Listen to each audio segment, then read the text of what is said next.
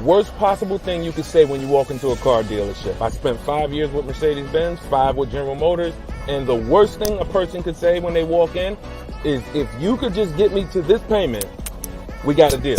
So your loan's probably still like 19, which means you got to pay to get out. You're upside down. It's called negative equity.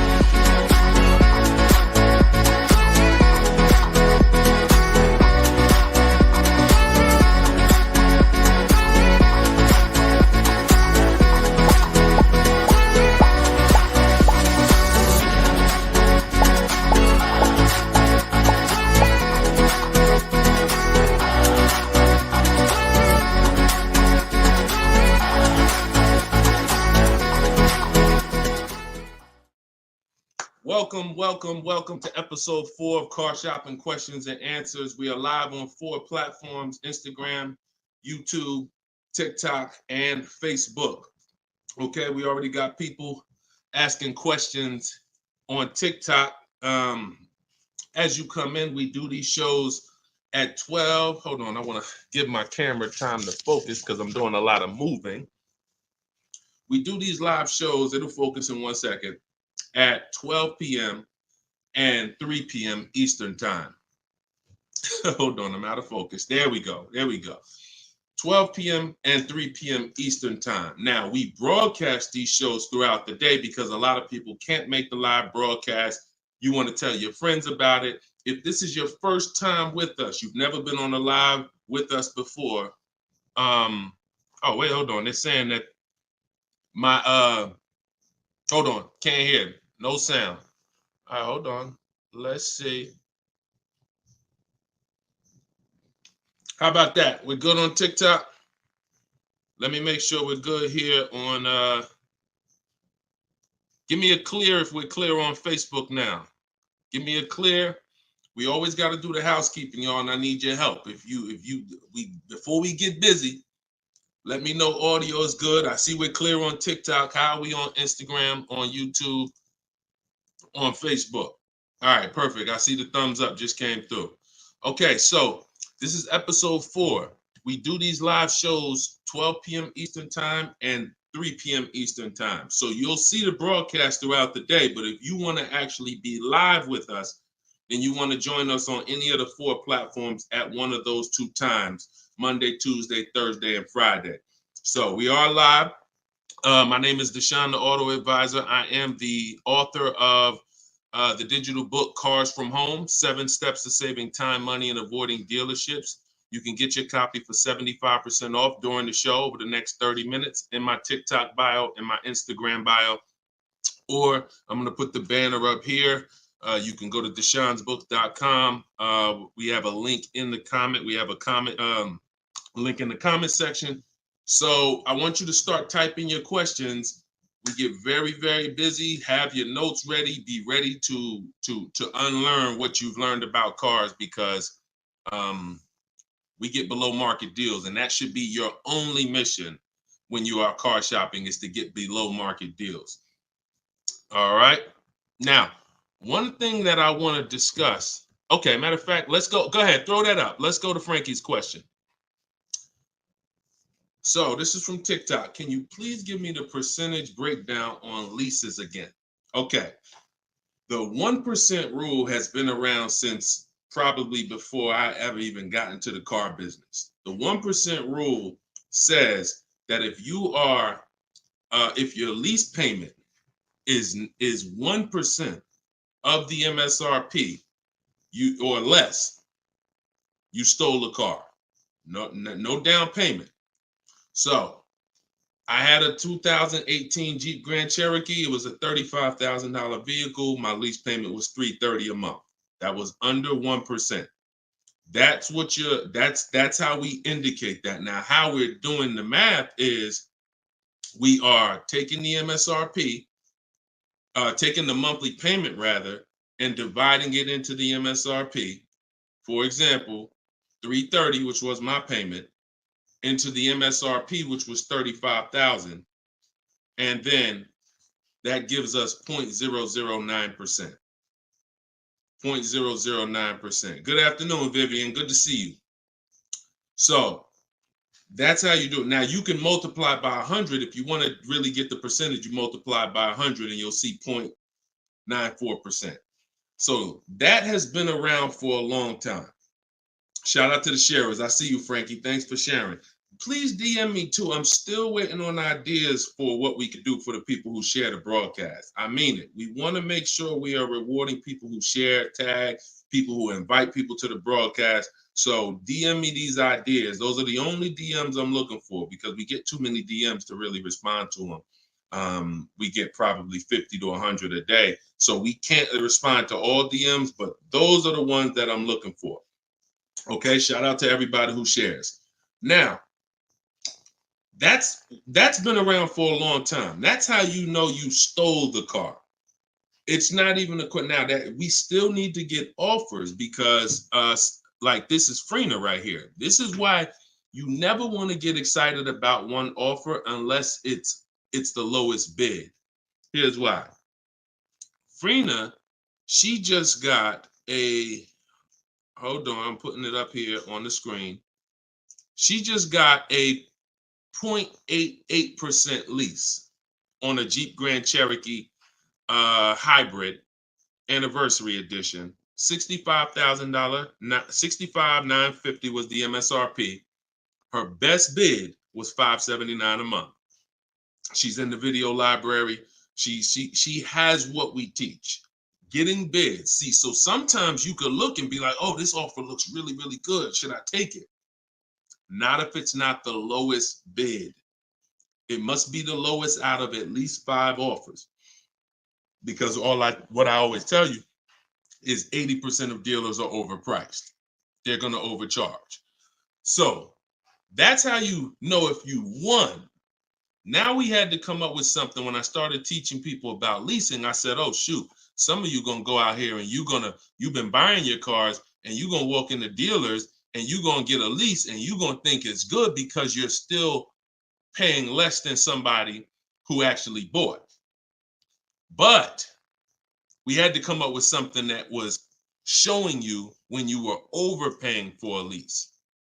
And so I started doing some math because I love math. And once I worked the math out, I said, okay, how much are we paying before we're paying too much for a car we're giving back? 1% is the steal. But what's the limit? And I started looking at how cars depreciate, how much car, if you bought it, how much the car would depreciate. And I came up with 1.5%.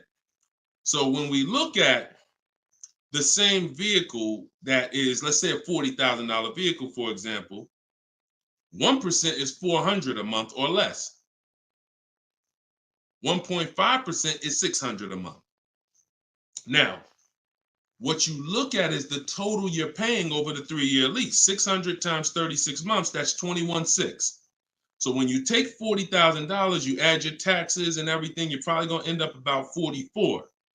21 is about the threshold where you're still paying less than if you had bought. You're still losing less value, but and you're tying up less money. But at the same time, that's the limit. Above 1.5%, there's no value in this lease anymore. And that doesn't mean we go buy the car. That means we look at competitors because competitors do offer more aggressive lease pro. Every single vehicle, you guys, and there's over 400 of them, has a different lease program. Sometimes even the trim level is different. The Touring has a different lease program than the Limited. So we don't deal with overpriced leases.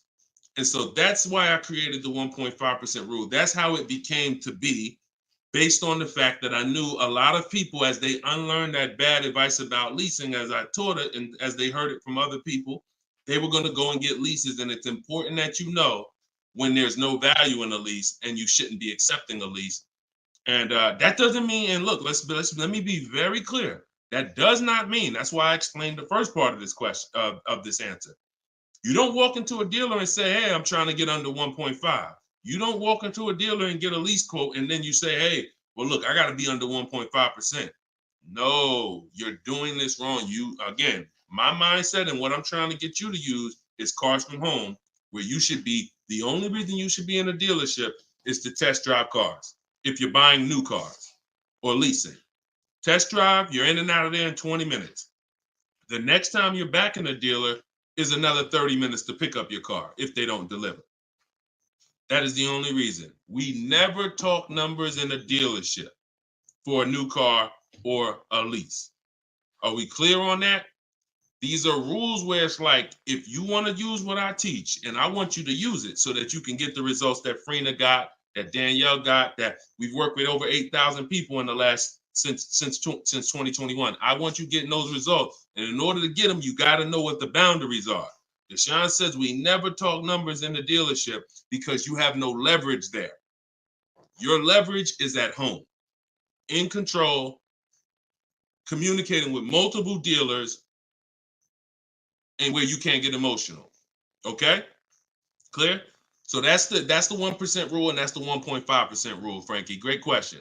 Okay, shoot the next one in, Dolan. Great question. All right, this is Tony on Facebook. And remember, look, y'all, we are live right now. So some of you have seen the rebroadcast, and you're like, Deshone, okay, this is 3 p.m., 12 p.m., we're live. Okay, so this is the time to ask your questions. You're not watching the rebroadcast, and this is also the time to tag a friend and make sure they're here so they can get their questions answered. Shout out to the sharers. And could y'all keep tapping the screen on TikTok and running those likes up? This gets TikTok's attention and gets more people over here because we got to do this together. All right, Tony from Facebook says, hi, my lease is up in a month. I wrote to get 3 quotes from dealers. I only got 1. That's normal. The other 2 are taking their time. That's normal. I have a third-party restriction. Should I wait for the other 2 quotes or just run with the 1 quote? I never run with a 1 quote, and I get 5 quotes. So you're mentioning 3. I never mentioned 3. 80%, again, a lot of what we're talking about, y'all, is math. I'm unfortunate where I have the data. I got probably 5,000-6,000 people who have my book. We probably got close to 2,000 people in the Cars from Home library in my coaching program. That's a lot of data to prove that it's 80% that are overpriced. That's 4 out of 5.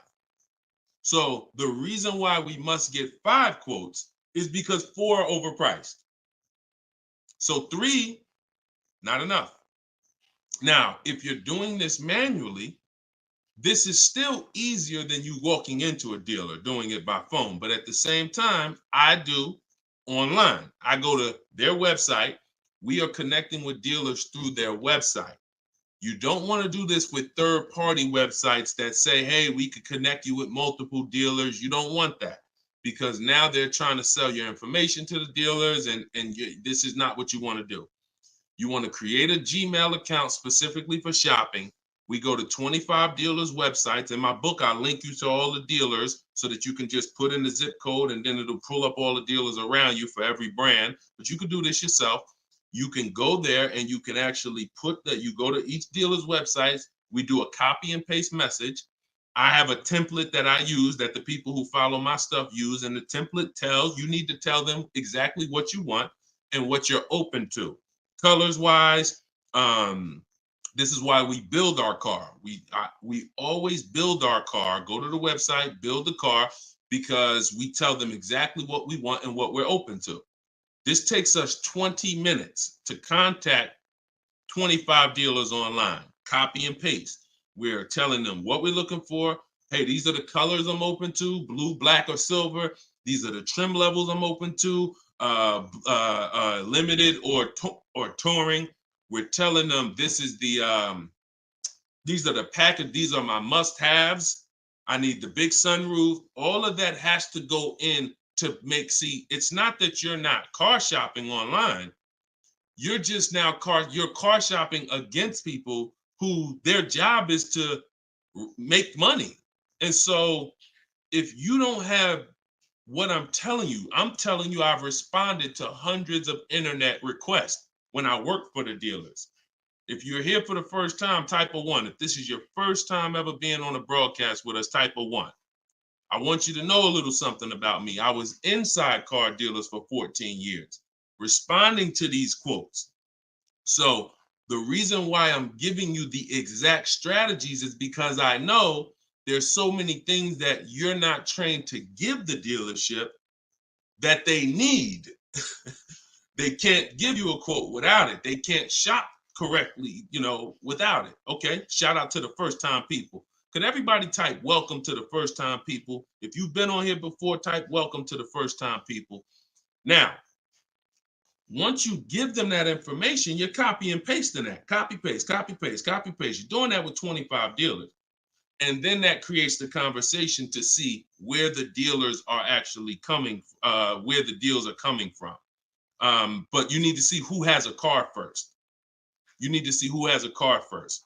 So, oh, you're talking about selling the lease. Okay, you're earlier in the process. Understood, Tony. Okay, perfect. No, just talk to another used car manager. And you want to have conversations because one, your car is worth different things to different people. You need at least 3 for that. You're on point. Yes, 3 quotes for your lease buyout.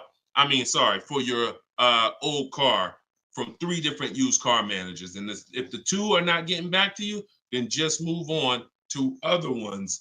But be aware, you should be using those values you got online from the online buyers to see if you have equity, because not everyone has equity. The whole purpose of the equity assessment is to make sure you're not leaving any money on the table. That's the purpose. But there's no guarantee. Many people have turned their leases in not knowing that they should have done an equity assessment, and then the dealership sitting on $2,000, $3,000, $4,000, $5,000, $6,000 that they didn't know about. That's what we want to prevent. So if you do those offers and you see you have $3,000, $4,000 in equity, now that's when you bring it here. If you do those offers and you're at a break even or $1,000, then that's not always worth it, because those used car managers are not going to match the highest offer. So be aware of that. But if you have equity there, then 3 used car managers, that's how you make a move. Okay? Fight for your money. This is your money. If you end up making $1,500 out the deal even, and it took you 2 hours, where do you make $750 an hour at? $750 an hour. So this is your money. And if you don't fight for your money, someone else will definitely cash the check. All right? Tyler said, send the next one in. Tyler said, F&I director here in Houston of 2 large stores. Your content is great. I appreciate you, Tyler.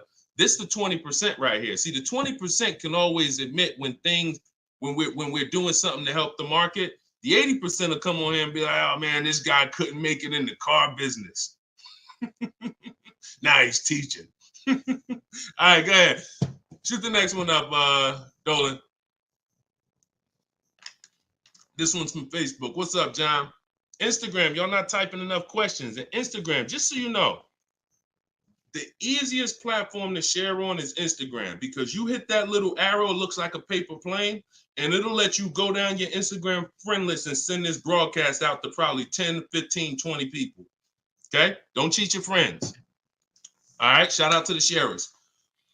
John from Facebook says, is it hard to purchase with a charge-off on credit 3 years old? So everyone who has credit issues should be following Shonda Martin. She's on all the platforms, Road to 750 plus. And you should be working on getting your credit to the point where you can qualify for the best programs. And you don't need an 800 credit score to qualify for the best programs. You usually need close to 680, 690 will usually qualify you for most tier 1 leases. Now there are some cars that have super tier where you tier A1 plus, but that's not most leases. That's not your standard everyday cars that most of us are leasing or buying. So the question is, the answer is, if you don't need a car, then you should be working on your credit. If you need a car, then there's nothing you can do. You need to make a move. And so I recommend a company like Limbuzz. We're always going to give the dealer a chance to match or beat our offer. So whoever we end up buying our car from, some of you have been taught never let the dealer participate. That's costing you money, because the dealer has 7, 10, 12 banks on their end. Now, If they're trying to beat and earn your business, now that's a winning position. See, check this out. When you have a finance manager who's saying this about you, what's the highest interest rate you think they'll pay? What's the highest payment you think they'll pay?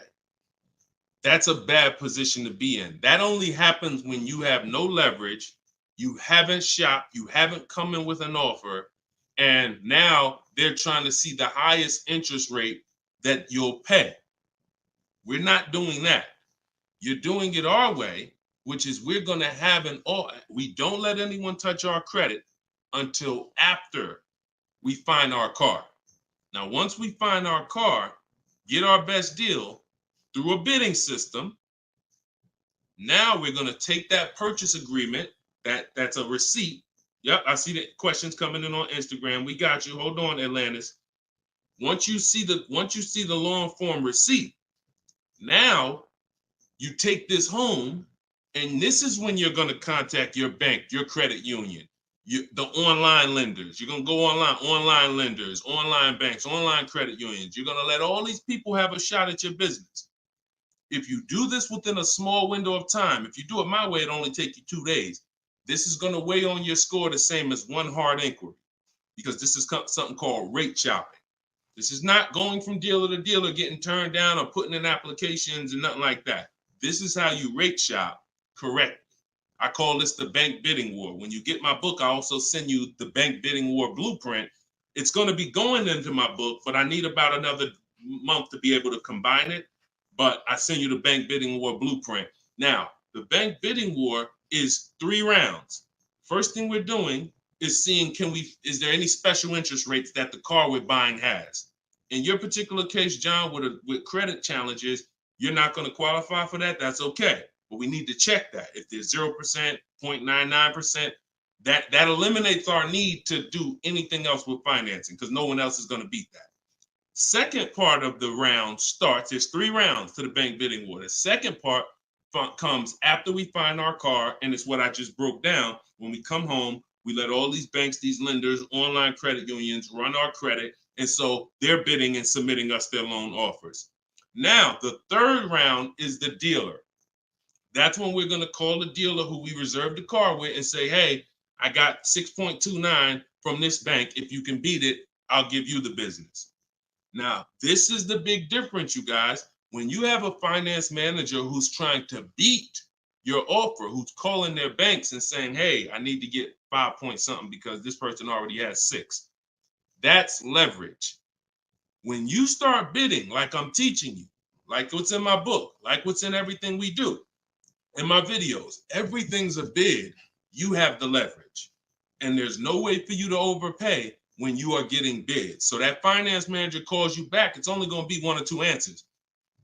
Hey, Stuart, man, listen, I tried my best, man. I reached out to every bank I got. No, I can't beat that rate, man. I appreciate the opportunity, but you can go with your own financing. In which case, you guarantee you got the best loan. Second thing is, hey, you know what? You had a good rate, man, but I got somebody to beat it. So we can do it right here for you. Perfect. In which case, you guarantee you got the best loan. See, you don't have enough people competing for your business. That's where your buyer's remorse is coming from. That's where your lack of confidence is coming from. That's why you're driving off from a dealer saying, hey, you think we could have got more money? You think we could have got another $1,000 off? That's all buyer's remorse because you don't have enough people competing. So I want you to stop that. I want you to use what I'm telling you to do. All of this is in my book for those of you who like Deshone. I don't even want to remember all of this. It's all in my book, Cars from Home, 7 Steps to Saving Time, Money, and Avoiding Dealerships.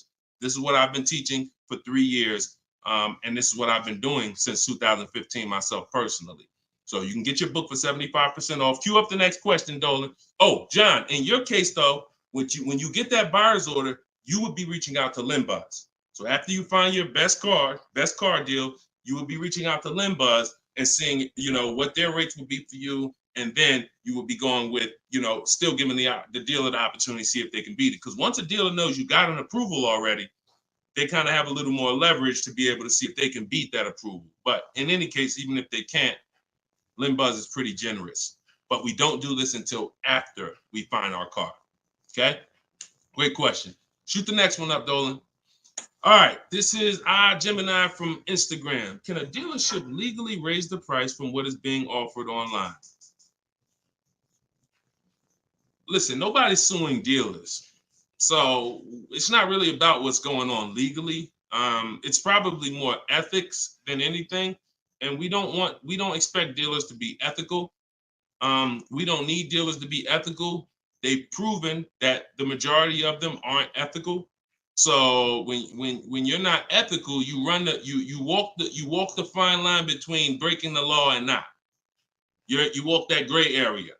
You know, yeah, I overcharged you. I know you could have paid less, but I know, yeah, whatever. But I know I could have sold you the car for less. But I'm gonna tell you that this is the best. Like, all of this stuff is unethical, but it's legal.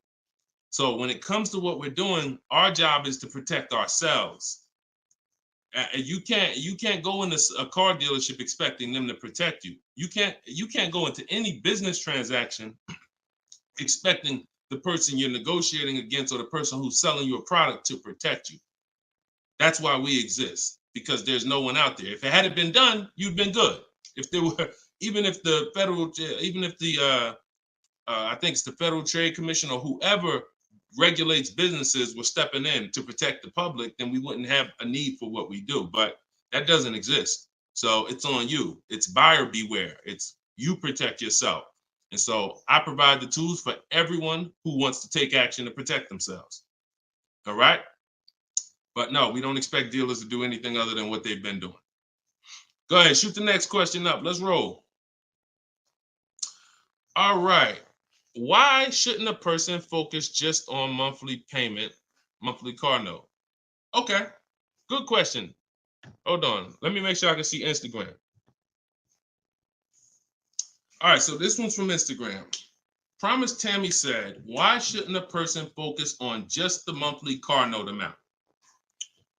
So if we did a little math and you go, all right, if you walk into a dealer and you're looking at a $40,000 car and you say to the dealer,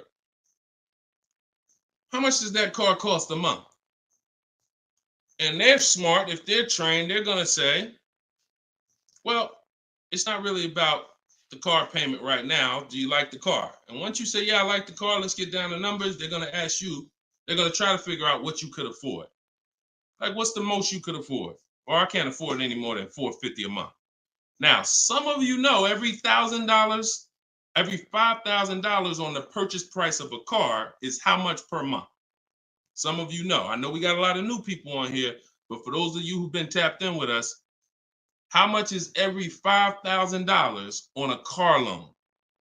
So, and the reason why I give you guys this parameter is so when you look at that $40,000 car, thank you, Frankie, got it. You should automatically know every $5,000 is about $100 a month. Yep, you got it, Michael. All right, I see you. We got people tapping on every platform. Good job, Carmelo. So the reason why, see, those of you who focus on just the car payment, you are some of the people who the 80% of dealers are going to manipulate the most and make the most money on. Because when you come in, if you don't realize that that $40,000 car is in no way close to $450 a month, now you have someone who's going to try to manipulate the loan to make that car $450 a month somehow. Now, it's usually going to end with you having a super long loan. So I've had people come to me years ago, friends that would say, Deshone, what you think about this deal? I say, man, let me look at the paperwork. And I see, man, you know the loan is 96 months? Nah, man, I didn't even know that. Yeah, the loan is 96 months. What is that, 8 years?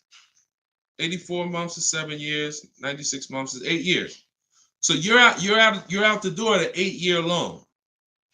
Now, I'm not going to assume you know why that's bad.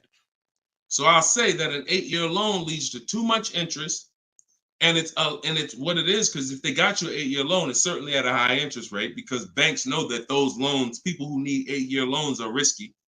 People who need 8-year loan, they got to protect themselves because typically the car may have problems in the long run. When you go down, see the whole point with a shorter loan, 5-6 years. Some people want to be conservative. You take 4 years, but you want that car paid off by the time maintenance comes, by the time repairs start being needed, because cars need repairs every now and then.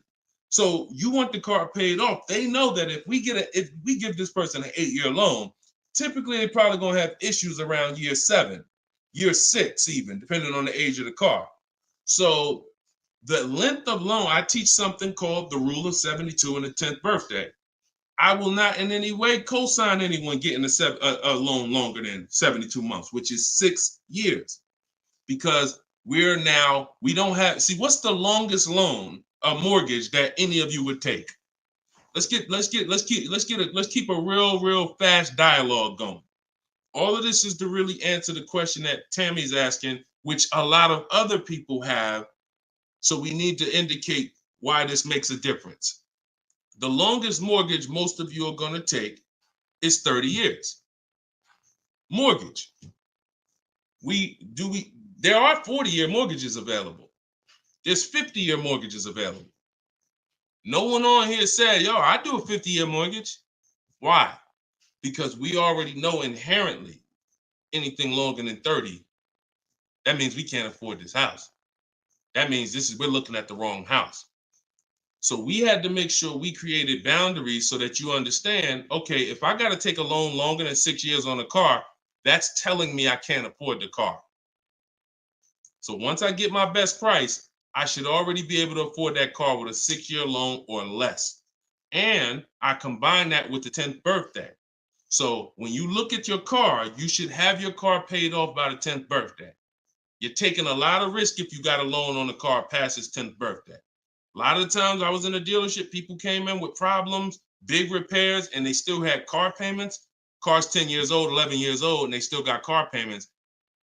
You could run the risk of being in trouble because that car could be in the shop. Some of you have experienced this. Car's in the shop and you still got a monthly payment due every month. Now, this is disaster, and that's what we're trying to prevent. That's why we don't focus on the monthly payment. When we're purchasing a car, we are only focused on the price of the car. We need to, before we even think about monthly payment, how about this? We need to make sure we're getting the car for the lowest price possible. Because some people go in and like, hey, the car's 40 grand. Well, what if another dealer will sell it to me for 35? Once I get the lowest price, then I'm concerned with what my monthly payment is going to be. So there's steps to this. But yeah, don't focus on monthly payment and just stay committed to what we're teaching, and you'll learn and you'll see why even more. But we want you to understand the numbers. Okay? Typically, you focus on monthly payments, you don't quite understand the numbers, but you will. All right, this one's from TikTok. Can you give us some tips about co-signing? Ooh, I have a very, very, very strict rule when it comes to co-signing. Now, some people, you're not going to like this. Some people will tell you this is bad advice. It's just my opinion. I've seen tons of horror stories. I've seen people walk into the dealership. I've seen young people who will co-sign, who will use up people's credit, co-signing, and just burn them. Because no one cares about, if you don't care about your own credit, you certainly don't care about someone else's in a lot of cases. So, but I do have some rules because sometimes it's going to make sense. When you can pay, if a person does not pay, then you're good. Example, my daughter, we're going to get her a car. I'll co-sign only if I can pay the note if she doesn't pay. So let's say she's working, she's paying X amount per month, I'm co-signing, but if for example, she loses her job, anything happens, I can pay if she doesn't pay. That could be for the spouse. If they don't pay, I will pay it. As long as that's the rule, then you're protecting yourself, because where you get in trouble at is if you can't pay, if they don't pay. He told me he was going to pay it. He's missed 2 payments. Your credit doesn't get, no, they don't care. So you got to be willing to say that. This has to be a person that I'm willing to pay if they don't pay. That means I got to have that type of relationship with them. Or if I can't pay if they don't pay, I'm not co-signing. because I cannot depend on things that will go wrong. Life will happen. And then I'm sitting out here and my credit was 700, 750, 800. Now it's 620 because they missed 3 payments and I'm struggling to get this car back from them. Okay? Those are my hard rules on co-signing. I don't deviate from them. And those are typically rules that if you follow them, you're going to be safe. Okay? All right. Shoot the next question up, Dolan. Diana said, my brother asked me to co-sign. I told him, hell no. Listen, that's it. Listen, people will ask you to co-sign quick as, listen, people will ask you to co-sign like they just asking to borrow sugar. Hey man, can you co-sign this loan for me? No, listen. It takes a while to build up great credit, and it takes seconds to destroy it. Nicole from Facebook said, are you able to negotiate third-party restrictions in a new lease? So these are two separate things. The third-party restriction is the selling of the old car, not the new lease. We're not mixing these two. So we're gonna, the people who work with me, you're selling your old car independent of the new deal. The new lease is its own transaction. We split everything we do into separate transactions. See, the car business has taught the public to give them up to 3 transactions. Buying a car from them is one transaction. Getting a loan from them is a second transaction. Letting them buy your old car, which you call trade. We don't use that word. That's 3 transactions. There's money in each transaction. There's money in each. That's why there's companies that only want to give you loans. They don't sell cars. There's money in loans. There's companies that only want to buy your car. They don't care about selling your car right now. There's money in buying cars. So you need to separate these transactions if you want to maximize each. There's no way for you to save the most money without maximizing and looking at each part of your deal as its own separate transaction. So if I have a third-party restriction, I'm doing the equity assessment. A third-party restriction is, some of you have leases. We always need to see if there's any equity in our lease before we return it to the dealership. If you have returned your car to a dealership without doing the equity assessment, you don't know how much money you've left on the table. Because if there's $2,000 or $3,000 of equity in your car, the dealer's keeping that, and that's their money. So, or the bank's keeping it when they sell it, that's their money. It's probably the dealer will find a way to buy it, and it's their money. So when we look at an equity assessment, we're going to do it at all times. Now, there's no guarantee we have equity, but we want to guarantee we're not leaving equity on the table. And so a third-party restriction doesn't mean you can't sell a lease. Who didn't know you could sell a lease? Type a question mark. If that's new to you, this is your first time hearing this, you've been leasing, and you're like, Deshone, I never heard about selling leases. I had no idea this was a thing. Type a question mark if this is your first time hearing that you could sell a lease. Okay. Fish Guy Rodney. Okay. See, so more information is coming out. Okay. Fairy Godmother. Okay. Emil. Okay, I'm sorry. I just tore your name up. Sorry. So as you change Shamir on Instagram. So when we look at this, we got to see that the things that we don't know cost us money. So now it's like, once they saw people, because we helped out probably thousands of people in the pandemic sell their leases, used car values, resale values were crazy. So we had people making $5,000, $10,000, $12,000 selling their leases.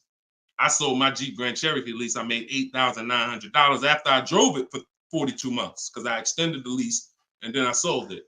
My mother, she drove her car. She made $10,200. Now those numbers don't exist anymore because values have come back down. But there's still people who are going to make 3, going to make 2, going to make 4, depending on your car. Now, every car doesn't have equity. But when it comes to the third-party restriction, they don't say you can't sell. They limit who you can sell to. You must sell to a local used car dealer. To a local dealer of the same brand. So if you have an Audi, you must sell to an Audi dealer. We are still going to get bids. We're going to get at least 3 bids from used car managers at Audi dealers because your car is not worth the same thing to every dealership. Your car may be worth 19 to this dealer, 19.8 to this dealer, 21 to this dealer, which is why we must get bids. Y'all gonna hear me say that word. Your favorite word, if you stick around and you use what I'm teaching, when you start mastering my strategies, your favorite words are gonna be bids, multiple offers, because that's how we save all the money. So okay, so that has to be handled, Nicole, separately. The selling of your car, the who I'm gonna sell that car to, you find that person first, then you go shop for your replacement car. And then once you go sign that deal, you sell the car, you do it the same day, and you maximize both transactions. Okay? And all of this, guys, shouldn't take you any more than 90 minutes. This is not something that's going to take you hours. See, my whole thing is to show you how to get great deals in 60, 90 minutes from home. That's why my book is called Cars from Home, 7 Steps to Saving Time, Money, and Avoiding Dealerships. You can all get a copy for 75% off for the next 30 minutes. Just go to my TikTok bio. You won't leave the broadcast. Grab your copy before that timer hits 0. The price goes back up to $97. Or you can go to my Instagram bio, or click it if you're on Facebook or YouTube. Go to the comment section and you'll see a link to deshonsbook.com and grab your copy for 75% off before the timer expires. All right, go ahead, Dolan. Shoot the next question out. Should I feel bad if I get 1.3? I'd only feel bad if I got 1.3 and if it was my only offer. If it was my only offer, or if I only got 2 offers, then yes, because I'm going to tell you why. I'm going to show you something. When I look at what I see, hold on. Okay, hold on. We saw Freener. Some of you saw Freener. That's 0.88. That's just ridiculous. 0.88. But look, Charles, he gets a Palisade. He's paying $48,000 vehicle. His best offer was $597 a month, 1.23. Now, look at and sometimes people who are getting phenomenal, who are looking at cars that are super, super popular, they'll go a little further, and he reached out to 35 dealers. Now, I want you to pay attention. Some of you, the average person, only shops 2 dealers. My strategy is I teach 25 to 5. But once you see my copy and paste system, which is in my book, I have a copy and paste system where we're on their website. You'll see that I could talk to another 10 dealers. It only take me 10 minutes to open up contact with another 10 dealers. We always use a separate email. Do not contact dealers from your personal email. I'm warning y'all. It's not going to work. You're trying to go through your work email, and then you got your personal stuff, and then you're seeing the car dealers. Don't do it. Create a separate Google email, and that's how we do it. So he said, I reached out to 3,500 dealers, got 10 quotes back. So that $597 a month, 1.23 is the best out of 10. So so I always tell you, when you do it right, you're going to see offers that are $150 to $200 a month more. That's when you know you've exposed the 80%, and that's when you know you shopped the right way. If you don't see that type of spread minimum, you haven't shopped enough offers. So that's the only time I would feel bad, GKA, is if I didn't get at least 5 quotes, because I don't know if 1.3 was the best. I'm gonna tell you a funny story too, because Freena's in our coaching program, and Freena reached out and she said she was looking at a Jeep Grand Cherokee. Get ready for the next question, but I'm gonna tell y'all, I want to hammer this home so y'all understand the importance of multiple offers and you don't get lazy, because the things I'm telling you might take another 30 minutes, 40 minutes, and they save your family $3,000. You can't put a price on. You can't put a price on that. So Freena was shopping for a Jeep Grand Cherokee Limited. She comes to the group and she said, Deshone, this was the best offer on a Jeep Grand Cherokee Limited. It was like 1.2 and change. But she said, the guy that made me this offer said he has this 4XE. It's a hybrid. And he said he could actually do better on that one. She said, what do you think? He told me what it would be. It would drop the price here. I said, if you're open to that, then you need to run your quotes again and get 5 more offers on that vehicle, because it may have a better lease program, in which case you need to open it up again. She opened it up again. That's how she got her 0.88% lease. So if she would have just said, well, this guy is getting me 1.1, I'm gonna just take that, then she never would have found a 0.88. multiple offers. That's probably $100 a month difference than what the last offer, $100 a month times 36 months on this lease. You're talking about $3,600. And she did it in minutes. Once y'all learn how to do this, it's minutes. This is not hours. I'm not spending more than 60 minutes on shopping for a car. Now, that doesn't mean I'm not spending time to decide what I want. But once I decide what I want, once you know what you want, 60 to 90 minutes to get the best deal. That's it. All right, shoot the next one up, Dolan. Keep the questions coming, y'all. We are live every day at 3 p.m. Eastern time. Well, not every day. Monday, Tuesday, Wednesday, Thursday, and Friday. Monday, Tuesday, Thursday, and Friday at noon and 3 p.m. So this is our live show. Okay. Throughout the day, though, you may see a broadcast and you'll know, okay, you'll still be able to get value because most of the people who are asking the questions on here are asking the same questions you would have asked. So go ahead, Dolan, shoot it up. This is Raymond from YouTube. How do you structure a lease? So the first thing you want to do is look at the car you're thinking about leasing. And we like to use a 1.25% formula estimate to see if we should be even looking at that car. Okay. So if I'm looking at a car that's $40,000, I'm doing a 1.25% estimate. I'm multiplying it by 0.0125. And then I'm going to see, 40,000. I'm multiplying that by 0.0125, and that comes out to 500. So that's going to tell me if I'm looking to be at 300, that's not the car that I'm going to be looking for in most cases. Now, we don't know if the best deal is going to be 1.25, but we're trying to estimate based on a bad deal is above 1.5. Anything above 1.5, we're overpaying for our lease. No money down. Money down comes later. Now a steal is 1.1%. So I teach something in my book. It's called 1% is the steal. Between 1% and 1.5% is the deal. And then above 1.5% is time to chill. We don't do that. So that's the first thing. Now, once we move past that, now it's time to choose our mileage. So we're going to look at our lifestyle. We're going to see how much we drive to work, how much we're going to be driving the car. And once we come up with that, you're just doing some simple calculations. What's your round trip to work? 10 miles. How many days a week? 5 days. Okay, that's 500 miles a month. That's if you do you do the math. Let's say your trip to work is 20 miles round trip, and you do that 5 days a week. You're doing 100 miles a week to work, times 52 weeks of the year. That's 5,200 miles. So I walk you through this in my book, but this is simple. 5,200 miles, and then you say, okay, well, I like to do a little leisure. I like to take a little trip down here. I go to my fishing. I go fishing 1,000 miles away, blah, blah, blah, blah. So you're calculating what you're going to do. The easiest way to do it is to look at your old car and see what you've done. But if you don't have an old car, this is how you calculate it. You come up with, all right, I only need about 9,000 miles a year. Perfect. All of our leases, we shop our offers with 12,000 miles a year. That's your average miles. That's what we want to base our formula from. So whenever we reach out to a dealer, we do this online. As I said, everything we do is online. Once we do this, we're shopping multiple dealers, and we're telling them work us up a lease quote. First month's payment total out of pocket. If you were on the last show earlier, we talked about we don't say down payment anymore. We say total out of pocket, TOP. Everybody who's clear on TOP, if you were on the last broadcast, type TOP.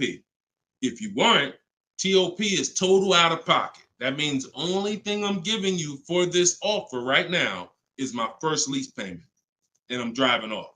Total out of pocket. We're not saying down payments anymore.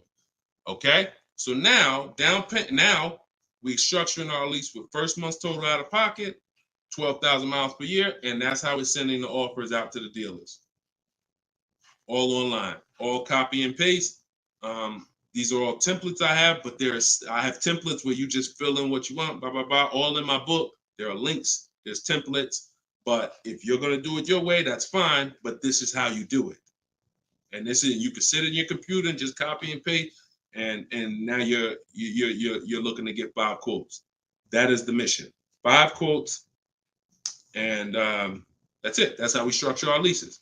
Once you're done and you get your best quote, Now that's when you adjust your mileage. So once you identify the best dealer, the winning bid, now you're going to say to that dealer, hey, can you adjust the offer to 10,000 miles a year? Can you adjust it to 18,000 per year?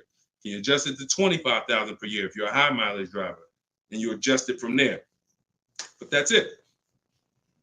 You do this over and over, rinse and repeat. Rinse and repeat. All right. Great question. Shoot the next one in, Dolan. All right. Shout out to the sharers. Thank you, Liba.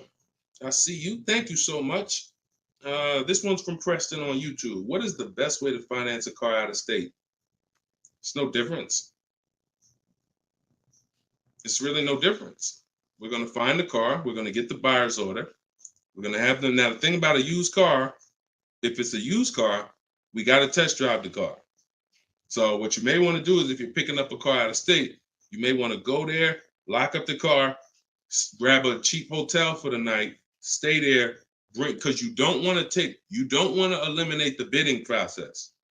The bidding process is your bank, your credit union, online banks bidding, and then dealers bidding. The dealer who you get the car from, they're bidding against that. Some of you don't really understand how much money is in finance. On a $40,000 loan, 2 points on an interest rate could literally be $2,500. So we got to understand there's a lot of money in loans. So if I'm driving to pick up a car out of state, what I'm typically going to do is go test drive that car. If I like it, I'm locking it up with a deposit. I'm taking that buyer's order. I'm gonna go back depending on how far it is. If it's 3 hours away, I'm probably not gonna drive home and then come back. Depends on you. I'll probably just post up in a hotel. Go do my financing online. Let all these banks and credit unions run my credit so I can get their offers, and then I would call the dealership the next day and say, hey, this was my best offer. If you could beat it, I'll just come get it from you. And that's it. I'll spend $50, $60, $100 on a hotel to save $3,000, $2,000 on interest on my interest rate. But everything else is the same.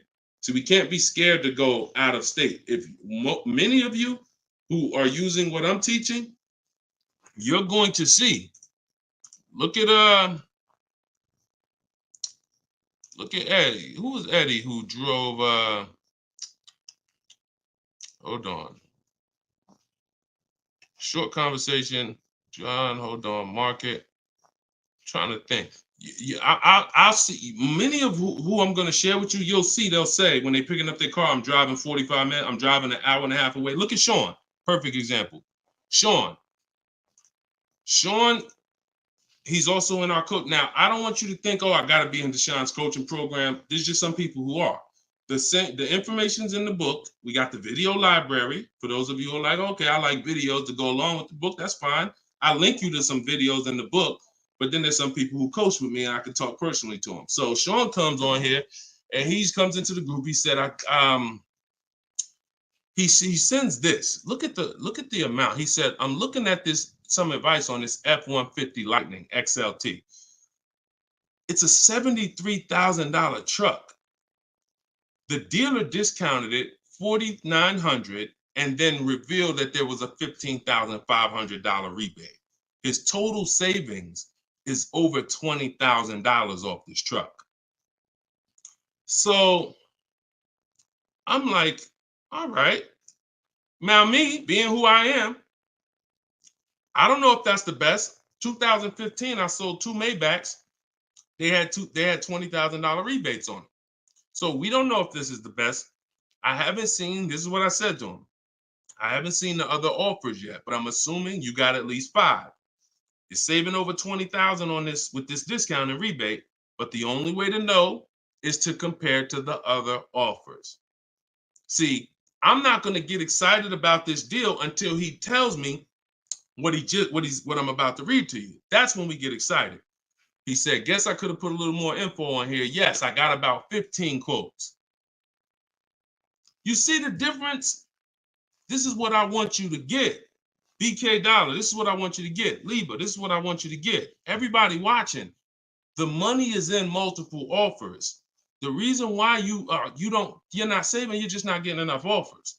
So he says, I ended up expanding my search to 150 miles outside my area to find this deal. He said, I couldn't find, watch this, I couldn't find anything under MSRP in that first search. So think about how I'm telling you, the local dealers know when they see your zip code, they know, okay, some of them, all right, we don't have to do too aggressive. But those dealers that are an hour and a half away, when they see your inquiry, they're like, oh, listen, this is a person we never would have saw before. What is it going to hurt us to blow this truck out? And we take a deal from one of our competitors' markets. We love to see our license plate frame over in their market. That's how we win. So he ends up saving over $20,000, and he doesn't mind driving 150 miles to go get that truck. Why? Because every mile he drives is dollars he's picking up. We clear on that? We clear? If you're clear on the importance of multiple offers, type clear. All right, shoot the next one up, Dolan.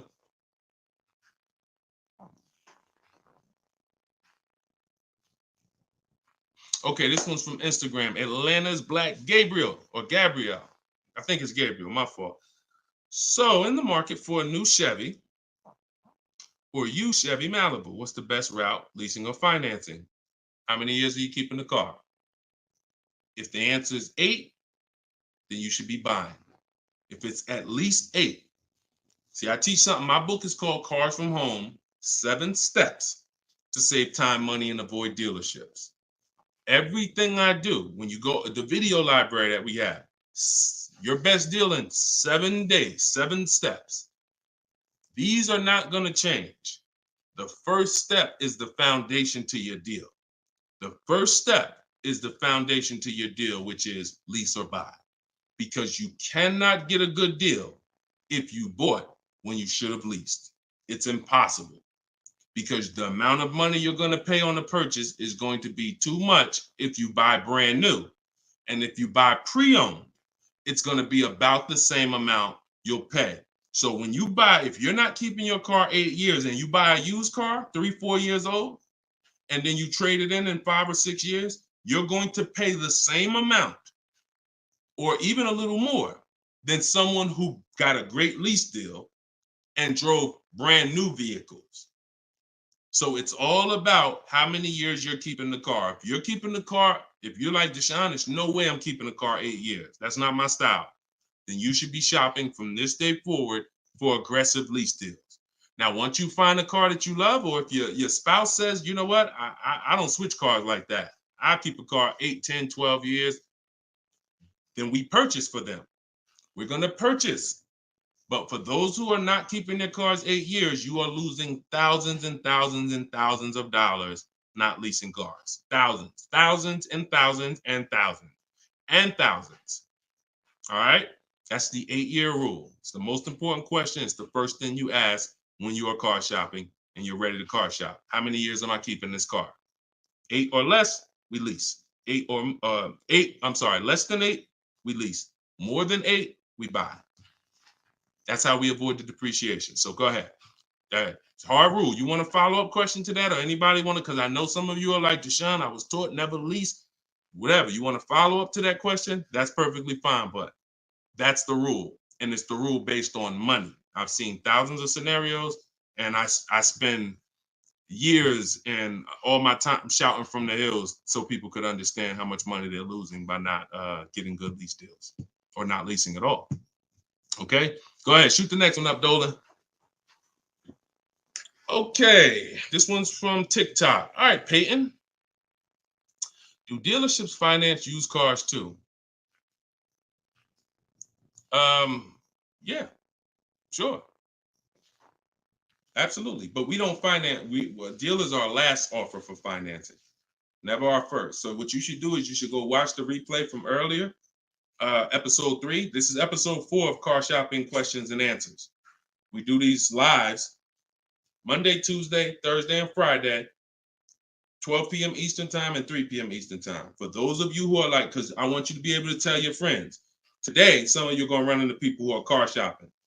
You need to be telling them, hey, you got to check this guy, Deshone the Auto Advisor. He does this show, live show, 12 o'clock, 3 o'clock, Monday, Tuesday, Thursday, and Friday.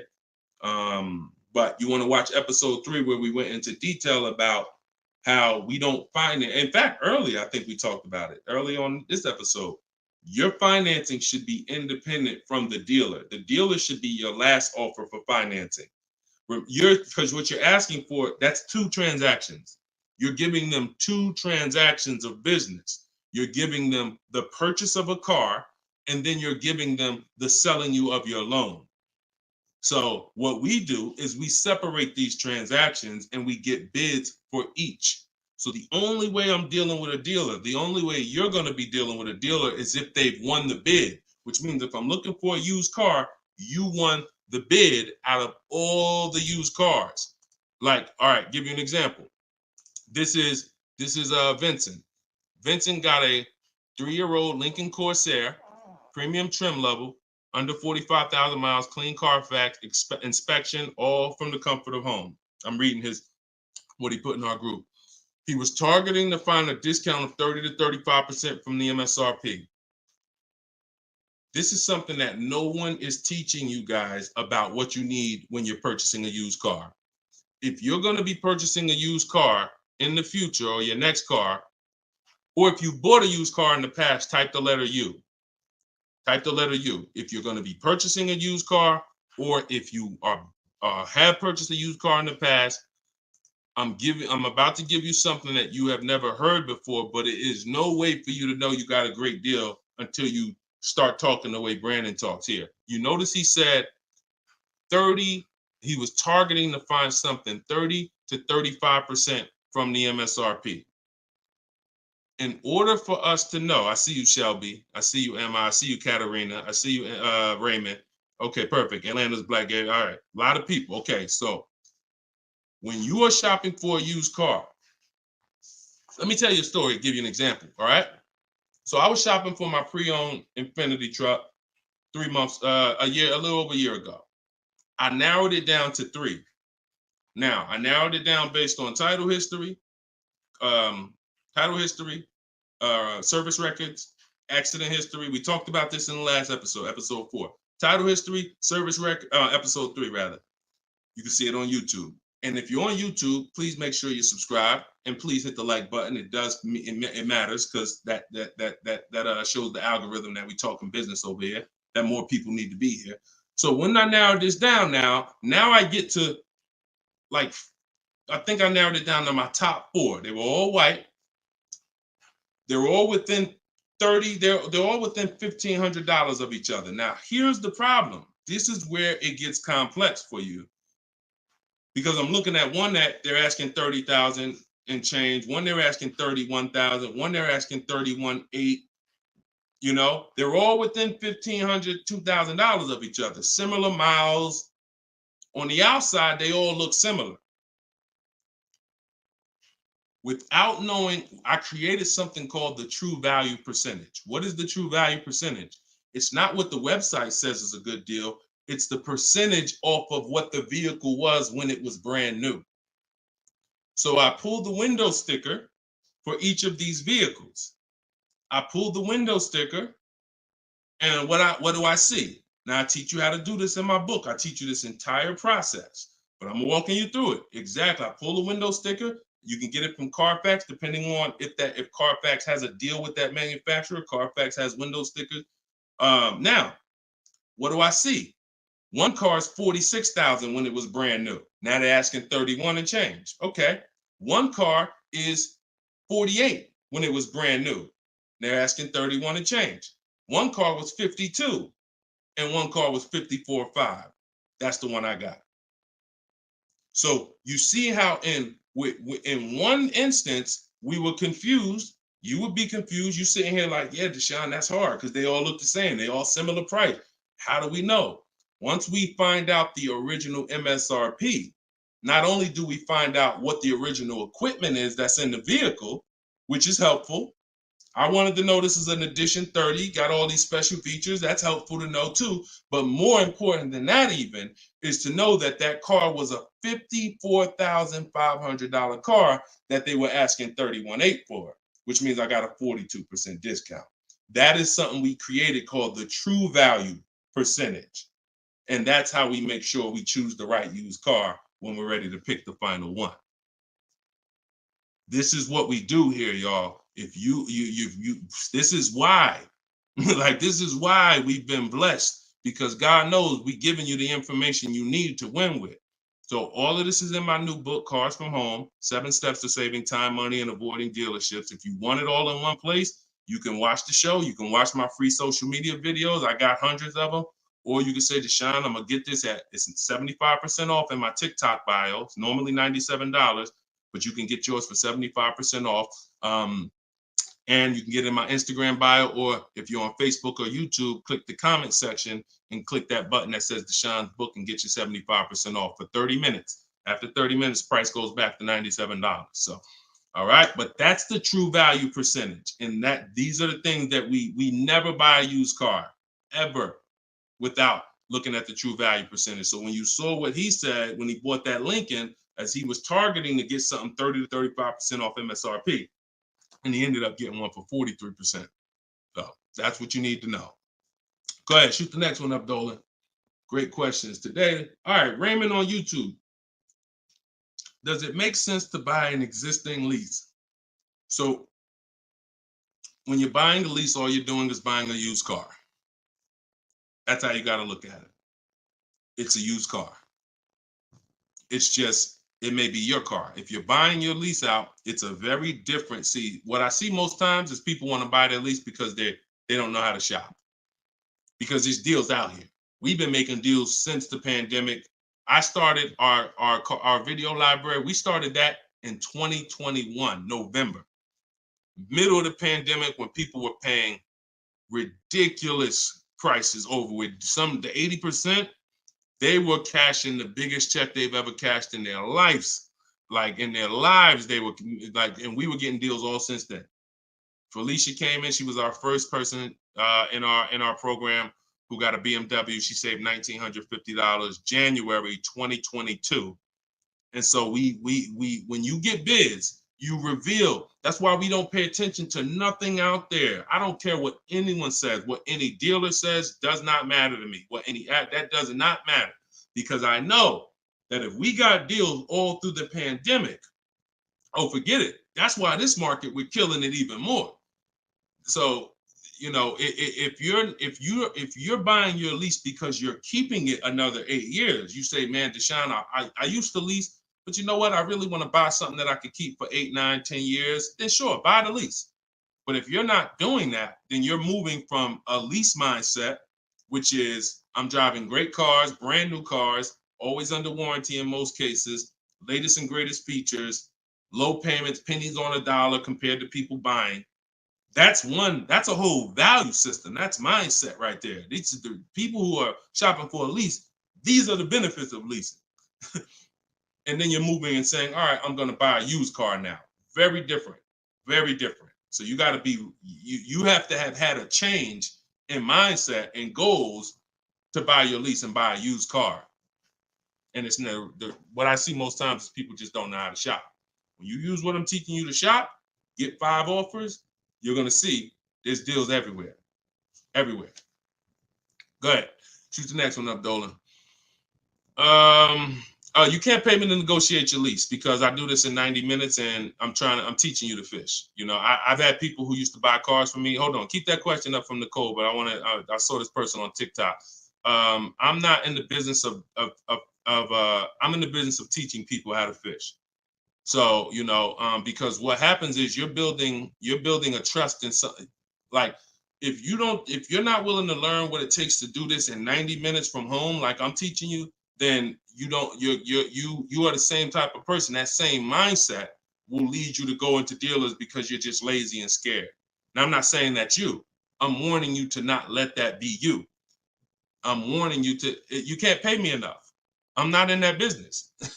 I'm in the business of helping people all around the country. It don't matter what you pay. Of course I don't think you would ever even ask me to work for free. I'm telling you though, that's not the business I'm in, because we can help thousands of people all around the country.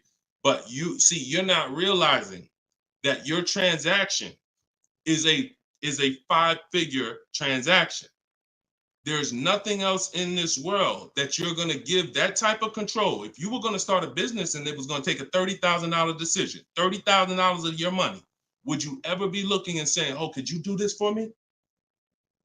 You see, we do things with cars because we've been programmed to do them with cars. Car dealers have made you so scared that you've been programmed to do something, but you never do it with anything else. You never do it with a house.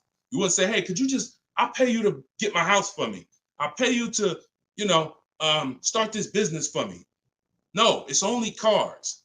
So when you realize that this stuff is easy, that old way of going into dealers and going back and forth, see, you're thinking of the old way. You're thinking, oh, I need somebody to tag along with me. Yeah, I got Deshone sitting over there next to me. I wouldn't be there because I'm at home. Where you see me at, this is where you see me at is exactly where I got my Infinity truck. I just told you about the deal.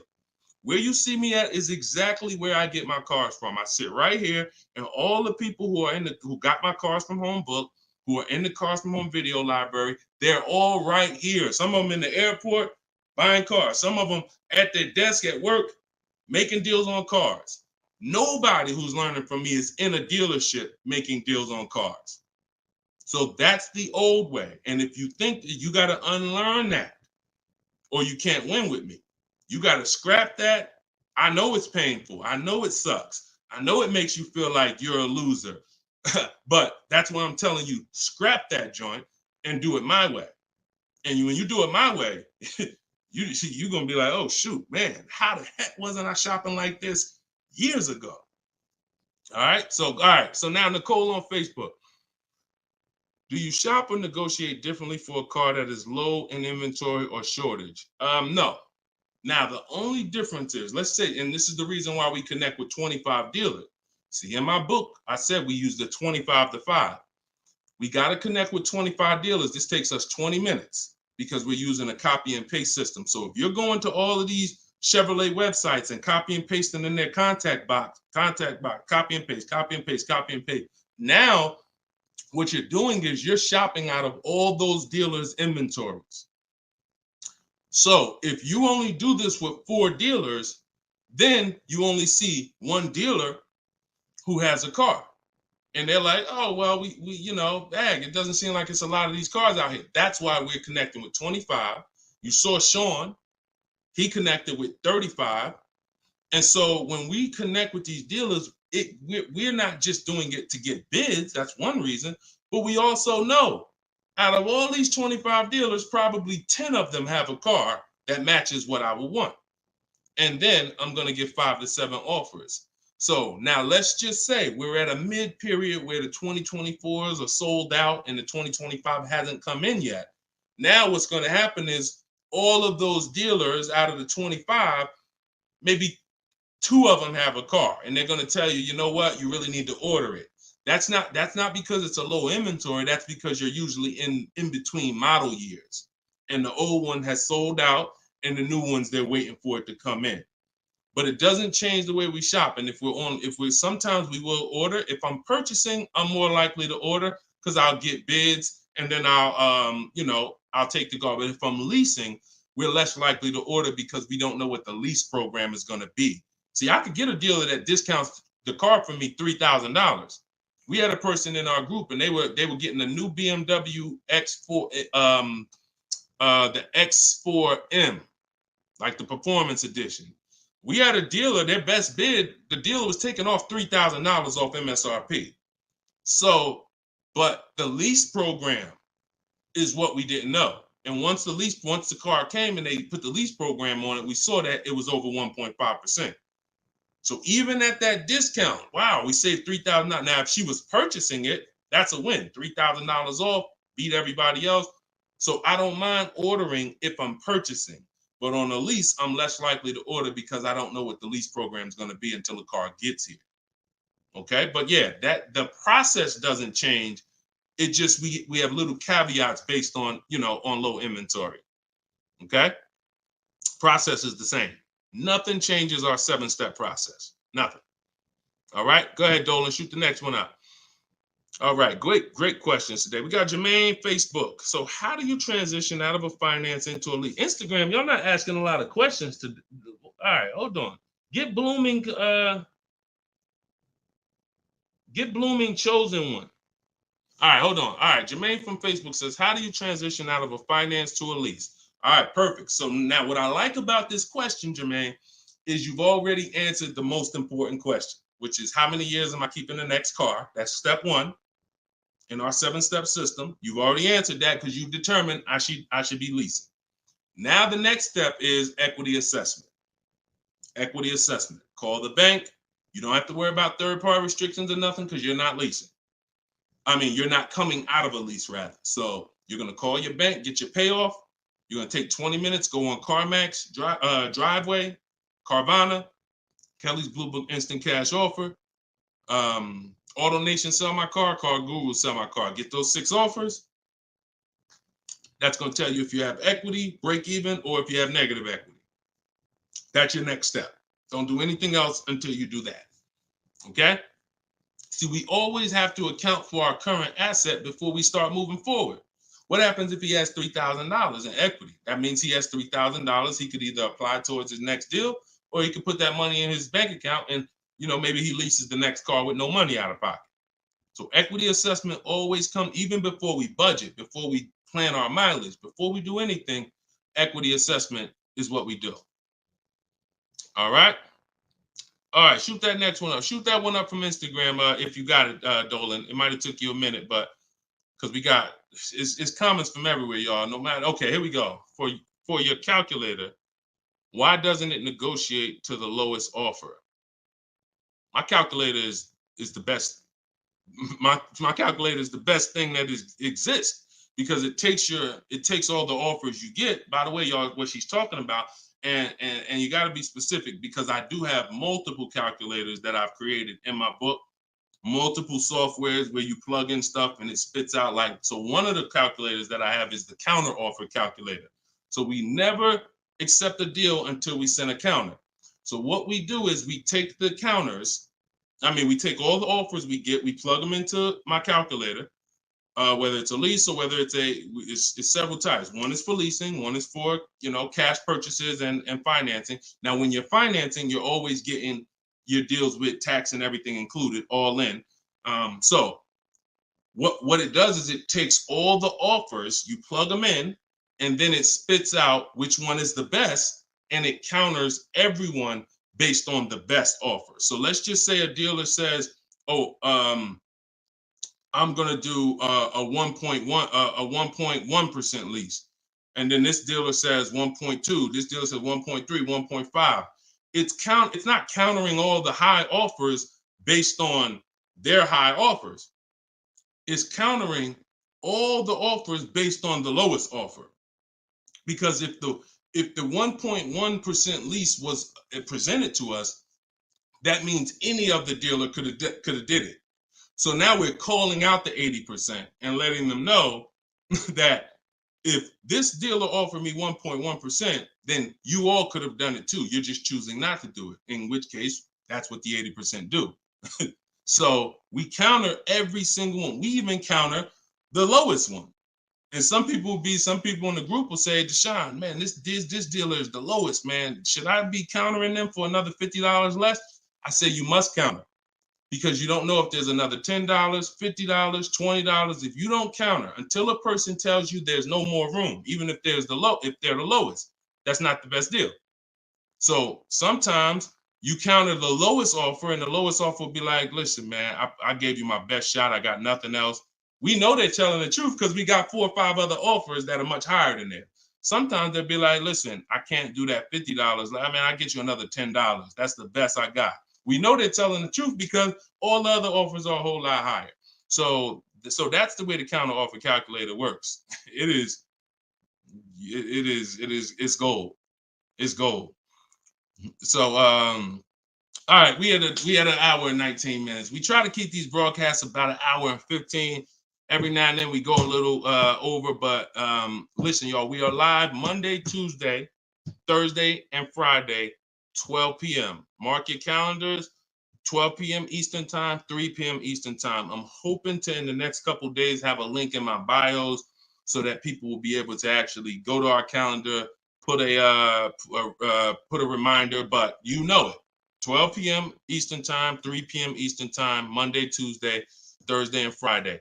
And this whole broadcast is sponsored by, if you just jumped on, I'm the creator, I'm the author of the book, the digital book, Cars from Home, 7 Steps to Saving Time, Money, and Avoiding Dealerships. You can get it for 75% off. It's normally $97, but as long as you get there before the timer hits 0, you can get it for $24 in my TikTok bio, in my Instagram bio, or you could go to deshonesbook.com in the comment section on YouTube or Facebook.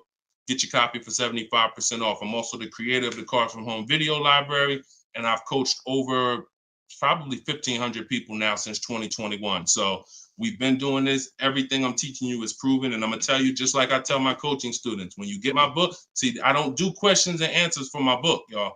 See, there's people who DM me. First of all, I don't even see DMs. The reason why I can't do question and answers because there's no other author that does it. So I make myself available probably more than anybody.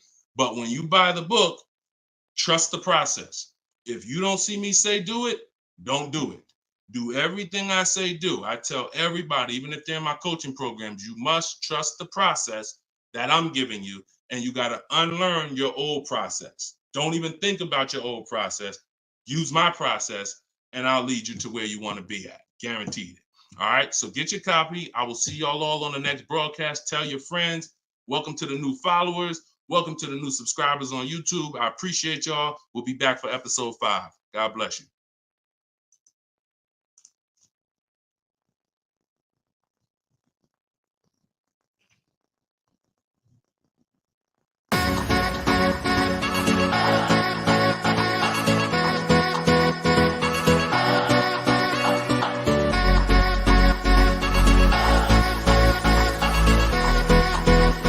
The worst possible thing you could say when you walk into a car dealership. I spent 5 years with Mercedes-Benz, 5 with General Motors, and the worst thing a person could say when they walk in is, if you could just get me to this payment, we got a deal.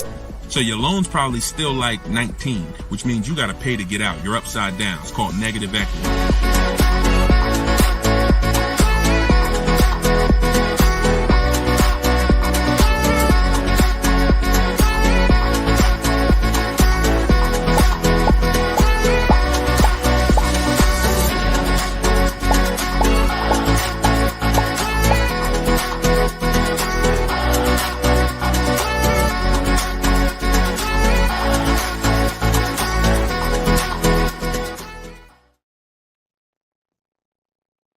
What's going on? What's going on? Welcome everybody to Wednesday, 12 noon car shopping Q&A. This is episode 5. We do these live shows 12 p.m. We're not going to usually be doing Wednesday, but I said, you know what? Let's throw in a special 12 p.m. Wednesday. So we are actually live. I know some of you may watch the broadcast because we do rebroadcast these lives, but this is actually live, and we're going to be taking questions right now. So as you come in, if you could hit the share button and tag a friend. I'm just getting us up on TikTok right now. I got to make sure I keep people out who are under 18. So come on in. I'm going to share this. If you don't know me, if this is your first time seeing a show with me, type the number 1. Type the number 1 if this is your first time. Welcome back to people who have been here with us in the past or on previous shows. My name is Deshone the Auto Advisor. I spent 14 years in the car business, 5 years with Mercedes, 5 years with General Motors. And now what I do is I show people who want to learn how to car shop from home and how to save more money from home than they're ever going to save in a dealership. So I'm the author of the book, the digital book, Cars from Home, 7 Steps to Saving Time, Money, and Avoiding Dealerships. And I'm also the creator of the Cars from Home video library, which is a step-by-step video platform.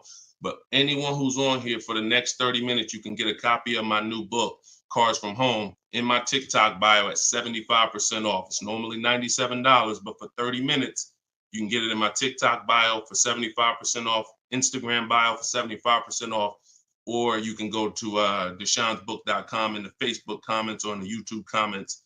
But let's get busy. Get your copy for 75% off. Everything I'm going to be talking about on this show, once again, this is live. It's Wednesday. This is a 12 p.m. noon show.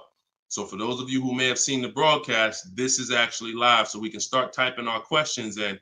And my man Dolan's going to pull those questions in as you guys type them. And we're pulling questions from TikTok. We're pulling questions from Instagram. Shout out to TikTok. Y'all can start typing your car shopping questions, and let's get busy. What's up, Mike? What's up, Fancy Girl? What's going on, Crows fam? I see you back. Good to see you. What's up, Manly Snacks? Good to see everybody coming in on TikTok. And as you come in on TikTok, can you all start tapping the screen? If you're going to spend 10, 15 minutes with us, start tapping the screen, shooting those likes up. And then my man Dolan is going to bring in the first question when y'all type it. So Instagram, make sure y'all typing. Sometimes Facebook and YouTube, we notice y'all are a little slow. We need y'all to get a little faster because TikTok always types their questions fast and Instagram usually types their questions fast. But Facebook, y'all got to get a little faster with y'all questions. So we know that y'all going to step up today and start getting your questions in. All right. I see one that came in from JC. You want to pull that one up, Dolan? On YouTube? Okay. Our best deals, are they made from the comfy confines of our home, or should we hammer it out at the dealership going toe-to-toe, jab for jab with the salesman, finance, and sales managers? Well, you have no leverage when you're face-to-face with someone. And leverage is what gets you good deals. Leverage is what, oh, we up to 500 likes on TikTok already. Shout out to y'all. Keep tapping the screen. Appreciate y'all. And tag a friend. Everybody bring your friends over. They need this just as much as you do. So what JC from YouTube just asks is it better? He's basically saying, am I gonna lose something by not being in the dealership face to face with a car salesman? You know, am I losing something? And it's a good question, but you're losing something by being there. And let me explain why. You're losing something by being there because your leverage in a negotiation, it comes from you talking to other people and having other offers. Let me give you a real example so that you can really understand that. When people are negotiating for your business, you're going to save the most money without trying. You go into the supermarket. Do you have to try to find the best deal on laundry detergent? Do you have to try to find the best deal on, anything, spaghetti sauce? No. Why? Because companies are actually hoping that you look and see that they're the best deal. Hey, look, we're on sale this week. Hey, look, choose us. They're trying to get your attention. They realize they're competing with all these other brands and they don't mind. So even with a TV, I always use a TV for example. If you go out to buy a TV right now, is anybody on here worried about overpaying for a TV in 2024? Anybody? And I always want to remind people, as you new people come on, this is live. This is Wednesday, our 12 p.m. live call. So our 12 p.m. live show. So you can ask your questions. This is not our rebroadcast. So what is anybody on here worried about overpaying for a TV? Anybody? No. Why is that? Because you already know that companies are competing to sell you a TV. Sony, TCL, Samsung, all of these companies are competing.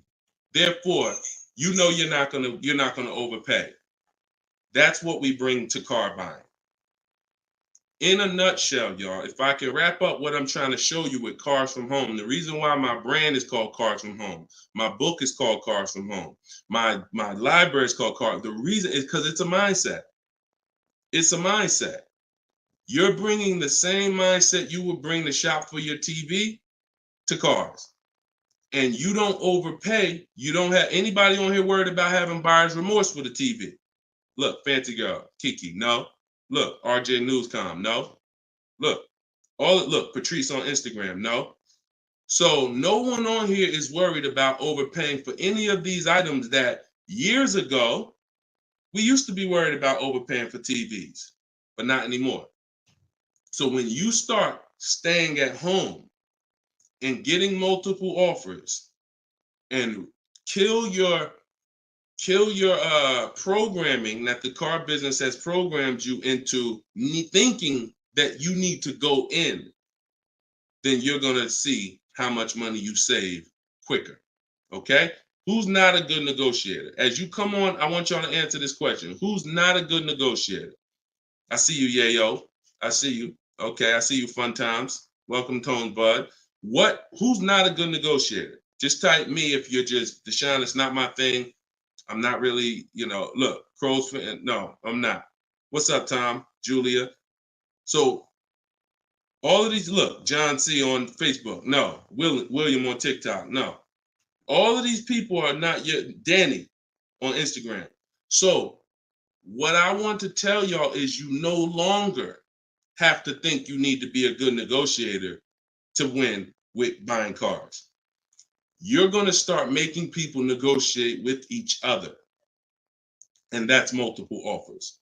So if you're buying your next car and it's a new car, you're going to get at least 5 offers from 5 different dealers. And if you're leasing your new car, you're going to get at least 5 offers from 5 different dealers while you're at home. And if you're buying a used car, you're going to stay at home. You're going to look at the entire used car market on all the marketplaces. I teach 8 marketplaces. You need to be everywhere a used car is. These are like if you were buying a TV, to continue to use that example, you wouldn't just be on Walmart.com, but not be on Amazon. You wouldn't skip Best Buy. You wouldn't skip PC. Wherever there's a TV, you would be. It's the same thing. And y'all are going to save more money than you've ever saved, easier. This is how you take control and have your confidence, and you are empowered. Okay? So that's the answer to your question, JC. You don't lose by being at home making dealers bid. You lose by being in dealers going one-on-one. Okay, great question. Shoot the next one up, Dolan. All right, this one is Mr. Martinez on TikTok. Do they require a credit check with the request? Now, that's a good question. They'll make you think they do. Whenever somebody requests your credit for a quote, just know that that's a tactic. This is why you don't want to be in dealers talking. Remember this rule. Never talk numbers for a car in the dealership. Okay? Never talk numbers in the dealership. You want to only test drive the car. Now, it's a little different with a used car. New cars, leases, never talk numbers in the dealership because you have no leverage there. It's continuing to go back. You have no leverage inside the dealership. Now, when you are requesting your quote, you're going to the dealership site. In my book, my book is called Cars from Home, 7 Steps to Saving Time, Money, and Avoiding Dealerships. Everything that I'm teaching y'all is out of one of those 7 steps. Now, when you get to the point where you're getting offers, we're not using third-party websites because dealers pay for those leads. We don't want dealers paying any extra money to a company to get in touch with us. We want to go direct to dealers' websites. This takes 20 minutes. If you do it my way, you're going to the dealer's website. In my book, I have a link to the dealers, each brand. You put your zip code in and it'll pull up all the dealers. Now, as you go to these dealers' websites, you're doing a copy and paste.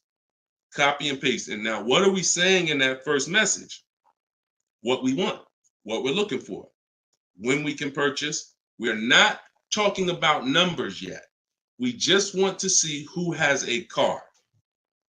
Now, once we see who has a car, now my strategy that I like you to start using, and some of you who have my book, you've used it already, it's the 25 to 5.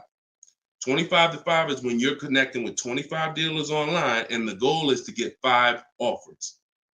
So, and the reason why we get 5 offers is because 80% are overpriced. So 4 of those 5 offers are usually going to be overpriced. That's when you know you did it right. So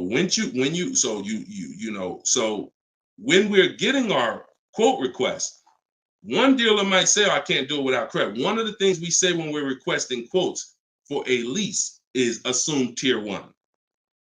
Now, for those of you who are purchasing, not leasing, you're going to request quotes all in, taxes, fees, everything in.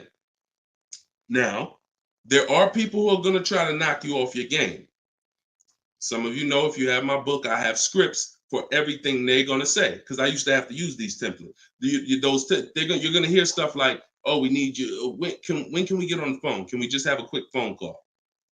My script for that is, I'm going to be handling my whole process from home. I'm only going to be talking to the person who actually makes the best offer.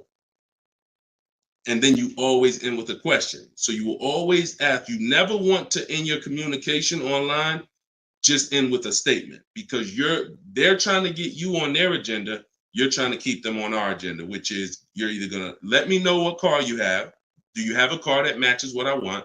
Second, once I confirm you have a car that matches what I want, can you give me an offer for it? That's what we want. And everything we do is to stay on that agenda. Does that make sense? When you're leasing and you're buying new cars, you have to have an agenda, because, again, I'm trying to teach you, I want you shopping with strategy. I've been doing this, helping people since 2021. We've helped over 8,000 people, probably 6,000 with my book, another 2,000 with our video program. So this we know works. I'm not telling you something that I'm hoping works for you. You just have to do it. But what you're going to have to do is stick to the agenda and realize that my only two purposes is to find out, does a dealer have a car that matches what I want? And can you make me an offer on it? That's it. And now I have scripts in my book that do that. For all of you who just came on, this whole show is sponsored by my new book, Cars from Home. And you can get your copy for 75% off. It's normally $97. It's a digital book because I need to update it as things change in the market. And if you got a print book, if I printed a book and now I mailed you a book, now you got the book and it works now, but when you go to use it a year from now, some things may change, some websites may change and whatnot. Now you got to buy another book. So this book is a one-time, you get upgrades as I upgrade it, and I probably updated it at least 4 times since I launched it. So get your copy for 75% off in my TikTok bio, but you only got 30 minutes. Once 30 minutes passes, it goes back up to $97, which is still a great price, by the way, because you're going to save thousands of dollars using it in my Instagram bio and my TikTok bio. So you're never getting to the point, Mr. Martinez, where you are giving a person an opportunity to run your credit, because everything you're doing is at home requesting information.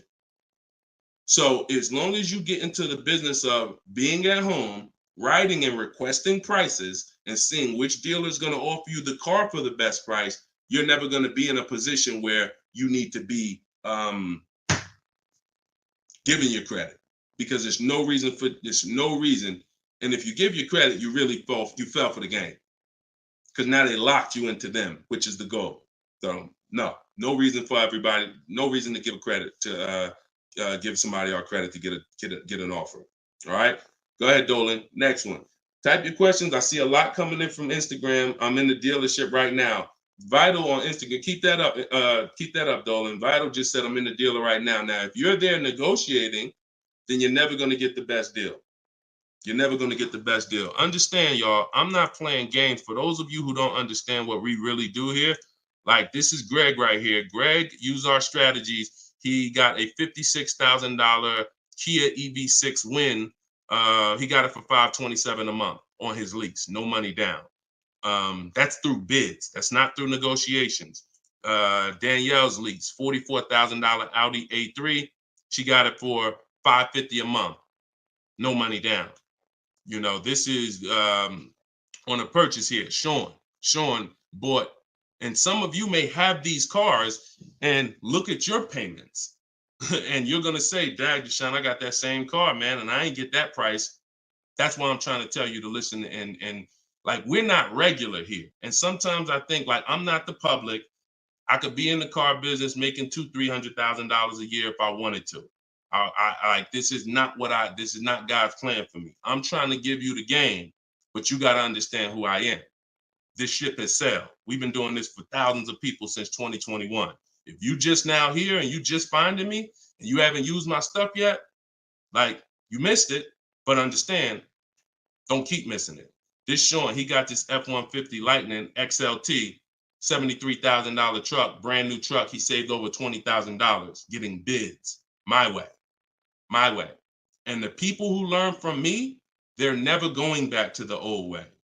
They never going back to negotiating and dealing. It only take one time for you to use what I'm telling you and see how quick you buy cars and see how much money you save to realize, oh shoot, I'm never going back to that old way of car shopping again.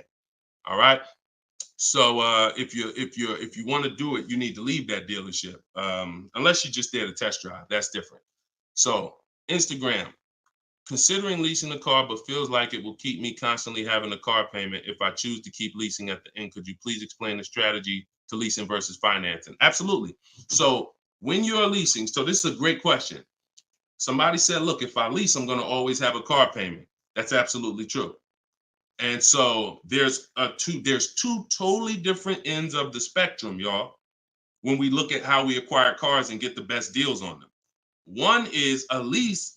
My goal is to drive a new car, always under warranty in most cases, except if I'm a high mileage driver.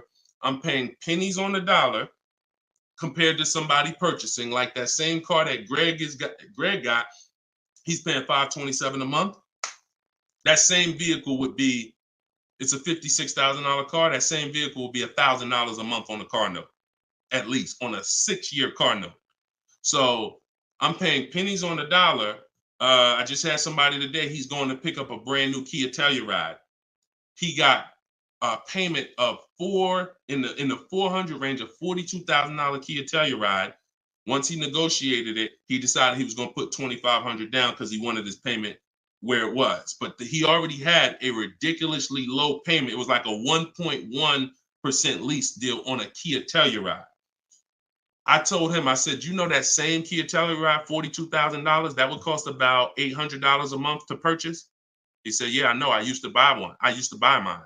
He actually had one. It got totaled.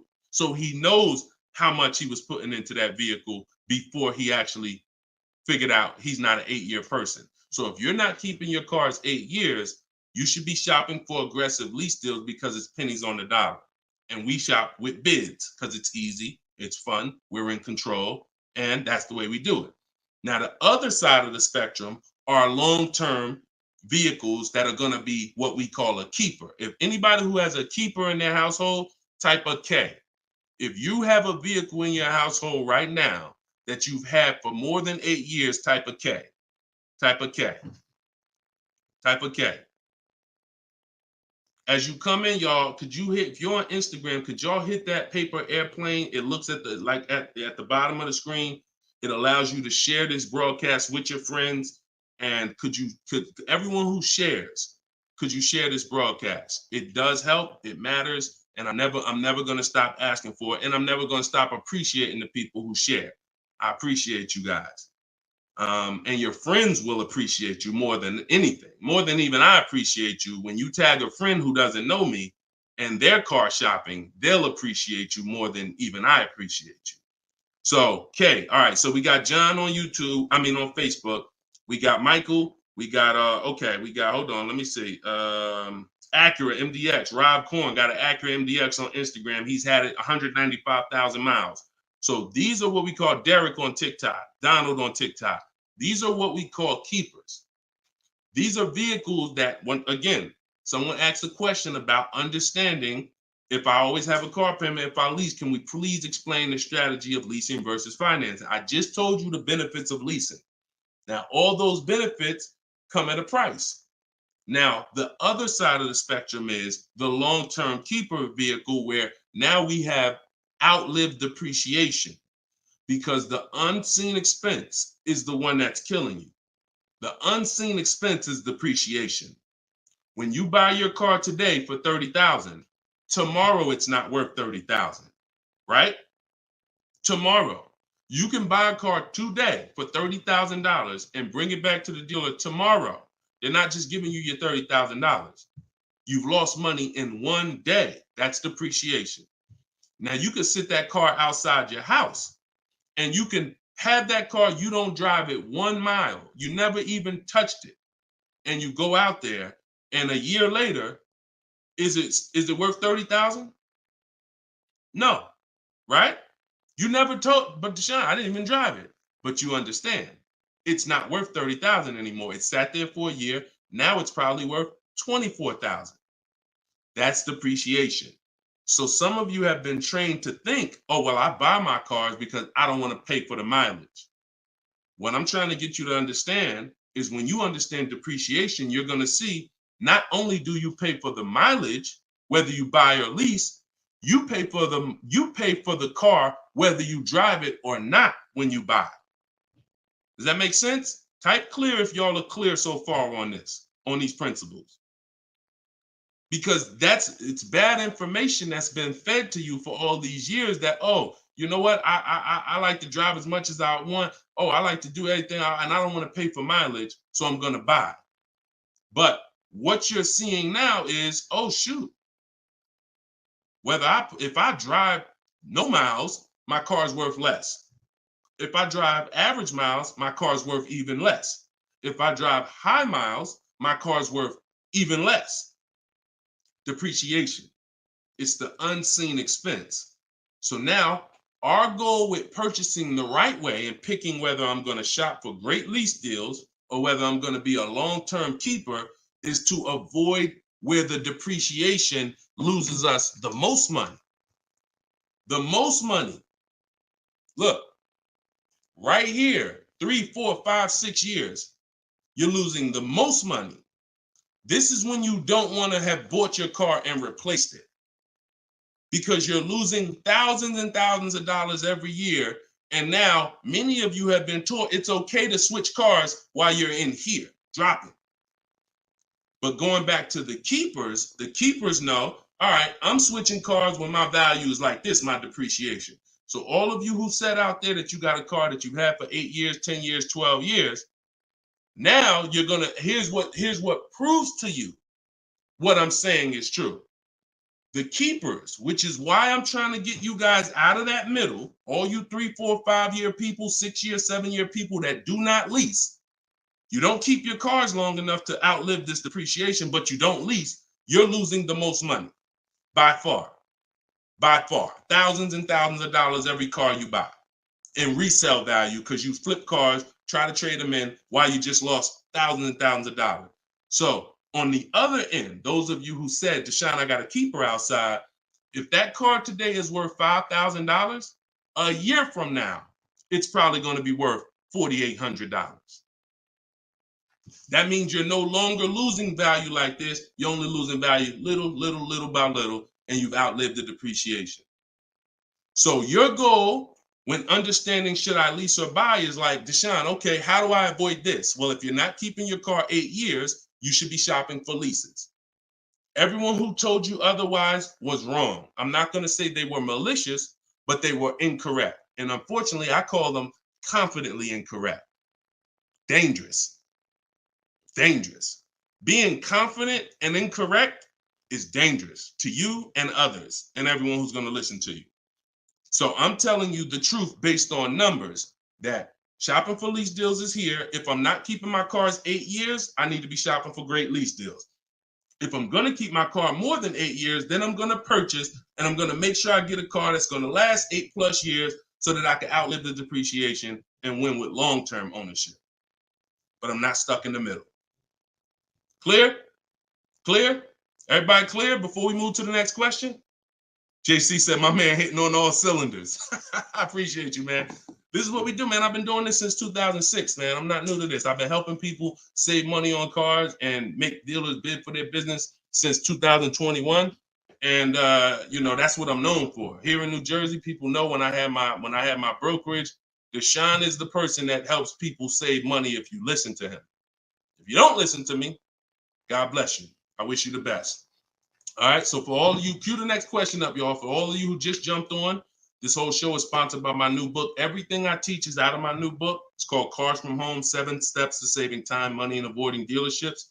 It's normally $97, but as part of our launch, you can get your copy for 75% off. It's a digital book. It'll be in your inbox in literally 3 minutes. And if you're on TikTok, you won't leave the broadcast, so you don't have to wait until the show is over to click the link in my bio, get your copy, and then you can come back and listen to the rest. Same thing on Instagram. And we got something in the comments for Facebook and YouTube. You guys can click the comment section, or if you're watching us on television, you can scan the QR code with your phone.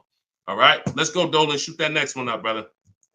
Let's keep these questions coming, y'all. Keep typing them. And again, we're live right now, Wednesday. This is our Wednesday 12 p.m. live stream. I want to make sure I keep saying that because we broadcast these shows all day long so that some of you could tell your friends if they missed the live show, they can still see the broadcast. But right now, it's Wednesday, and this is our 12 p.m. live. So ask your questions. This ain't a rebroadcast. JC said, could you please share with us your insights on how to best eliminate dealer add-ons, addendum lists from the deal? Example, windows etching, low jack, nitro in the tires, Scotch guard. Okay, you name it, whatever. I always say this, and I have a video that has done well. It's been seen by several people, and it says we don't negotiate with dealers with fake fees. You can see, what I need you to know is 80% of dealers are overpriced. 20% are trying to beat their competition and they don't mind competing. These are the best people in the world. These are the people you want to find and buy from. But there's 17,000 new car dealers in this country. There's 100,000 used car dealers in this country. Somebody tell Isaac on TikTok that we just answered that question. So if there's 17 million new car dealers in this country, 17,000 new car dealers in this country, and 100,000 new car dealers, used car dealers, and 80% are overcharging, then you need a strategy to find the 20%. That's another reason why you cannot walk into a dealer and think you're going to get your best deal, because you don't know. You have a much higher chance of finding an 80% than you do a 20%. Does that make sense? It's more than likely when you walk into a dealer and you request a quote or you request an info, even the dealer that you've been buying from, they're going to say, it's more than likely you're dealing with an 80% dealer just based on the sheer numbers. It's not 50-50. And like I said, I've worked with 8,000 people since 2021. We have the data to show this is not 20% is who you're looking for. That's who we're looking for. So what we do is we need to sort for them. We're not looking to walk in. We're looking to stay at home and sort for them. The 80% are going to do what the 80% do. To answer your question, JC, I'm not interested in getting an 80% dealer to take off their fees because that's not what they do. Thanks, Carter's dad. That's not what they do. They charge fees. People pay fees. People who walk into them and buy the old-fashioned way. Your friends. Some of my friends who don't know me, most of my friends know me though now. So, pretty much everyone that knows me in real life uses what I teach. But some of your friends, pretty much any of your friends that ain't doing what we teach, they're out there walking into dealers. And the 80% are going to do what the 80% do as long as people keep paying it. As long as people, all right, man, well, look, you're going to have to take some of that off. It's made up to begin with. So how do I win if you're taking off $2,000 of fees you made up and then I think I won? How's that a win? So the tactic is the worst kind of people are going to start so high. It's called padding the deal. So when you walk into the dealership, I'm padding the deal if I'm the worst kind of person. If I'm somebody who I bounce from dealer to dealer, I make a lot of money, but my customer service scores are low, but I make a lot of money, so I always have a job. Now what I'm going to do is you're going to sit down, and I'm going to say, all right, which car are you looking for? Which car are you looking for, Diana? All right, Miss Roberts. All right, here's what we're going to do. Okay, so it's going to be working out about $650 a month. All right. Shoot, that seems kind of high. Here's the problem when you're in a dealer. You don't even know if 650 was the right starting point. Maybe the real starting point was supposed to be 550. But I'm going to start you at 650 because I know psychologically you need to think you won. See, pay attention to this. Pay attention to what I'm telling you. Selling you a car, the way the car business has programmed you, it's not about you winning. It's about making you think you won. It's a psychological game that car salespeople are trained heavily for. So when you come in and I tell you it's 650, or when you look at that car and you see it and you're like, the window sticker says 42, but when we sit down and I say, okay, we got this fee and we got that. All right, so asking price is 45,700. And you're like, wait, but the window sticker says 42. But yeah, these are the add-ons that we have. All right, now I'm starting so high that I can take off money to make you think you won, and I still end up winning because I really didn't take off anything. So this is why we don't play the games of back and forth with fake fees. What we do is we sit at home, we get bids, we look at, if we're looking at pre-owned cars, we're looking at the marketplaces, we're narrowing it down, because my strategy for shopping for used cars is different than new cars. New cars and leases, we use something called the 25 to 5 strategy. That's when we reach out to 25 dealers to get 5 quotes. Used cars, we use the multiple marketplace strategy, where we go to all the used car marketplaces and now we look at what the low price is in the market and we sort it down to our top 3, top 5. And then we take it, we got to make sure there's no fake fees on them, because that's a tactic they'll use on used cars. Fake fees, put a price out there. So everything is a screening process. That's what I want you using, a screening process, a sorting process, so that the best deal reveals itself. You don't negotiate for it. But we don't try to turn 80% dealers to 20%. They're never going to be that. Maybe they will if we change the whole industry, and they won't be able to keep their job if they don't change. But for today, 80% dealers are going to do what 80% dealers do. That's not our job. Our job is to find the 20%. Clear? Good question. Great question. Shoot the next one up, Dolan. We're live, y'all. This is Wednesday. This is episode 5 of Car Shopping Questions and Answers. We don't usually do a live show Wednesday. It's usually Monday, Tuesday, Thursday, and Friday at 12 and 3 Eastern time. So that's the schedule. If you're like, man, Deshone, I want to make sure I tell my coworkers, I got people in my church, they need to see this. Tell them Monday, Tuesday, Thursday, Friday, 12 p.m., 3 p.m., we're here live. But all day long, we rebroadcast these lives so that even if they miss it, they can watch the show and watch the rebroadcast. Go ahead, Dolan, shoot the next one up. What if your car is damaged and you want to trade it? Okay, great question. And what you'll notice is a lot of people are going to ask the same question you have, because many of you are in the same situation. So what if your car is damaged and you want to trade it? It depends on how bad the damage is affecting the value, in my opinion. So let's say you have a vehicle that is barely drivable. You're selling it in its worst condition, and it's making, example, let's say you got a BMW, older BMW, the transmission's slipping, or the transmission's out, it doesn't drive, or it needs an engine. Something where literally the integrity of the car is totally compromised. That car is almost worthless. That car is going to be worth $500, $1,000, depending on the year, the mileage, $1,500. Meanwhile, if you put a used transmission in, this is why I'm an advocate. I preach you should always have a great local mechanic, a great local service shop in town that you use when your car has no warranty left. You must have this if you truly want to win, because these guys are usually 30-40% of what a dealer is going to charge, because they don't have that overhead. So what I'm doing, if I got an older BMW, no transmission, a Nissan, no transmission, I'm going to get a transmission from a salvage yard to get a used transmission, a used engine, pay $2,500, drop that in, and then sell the car like that.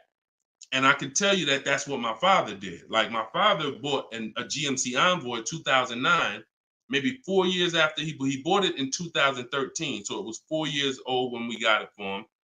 Then maybe 3 years after that, the engine went. So he got a used engine.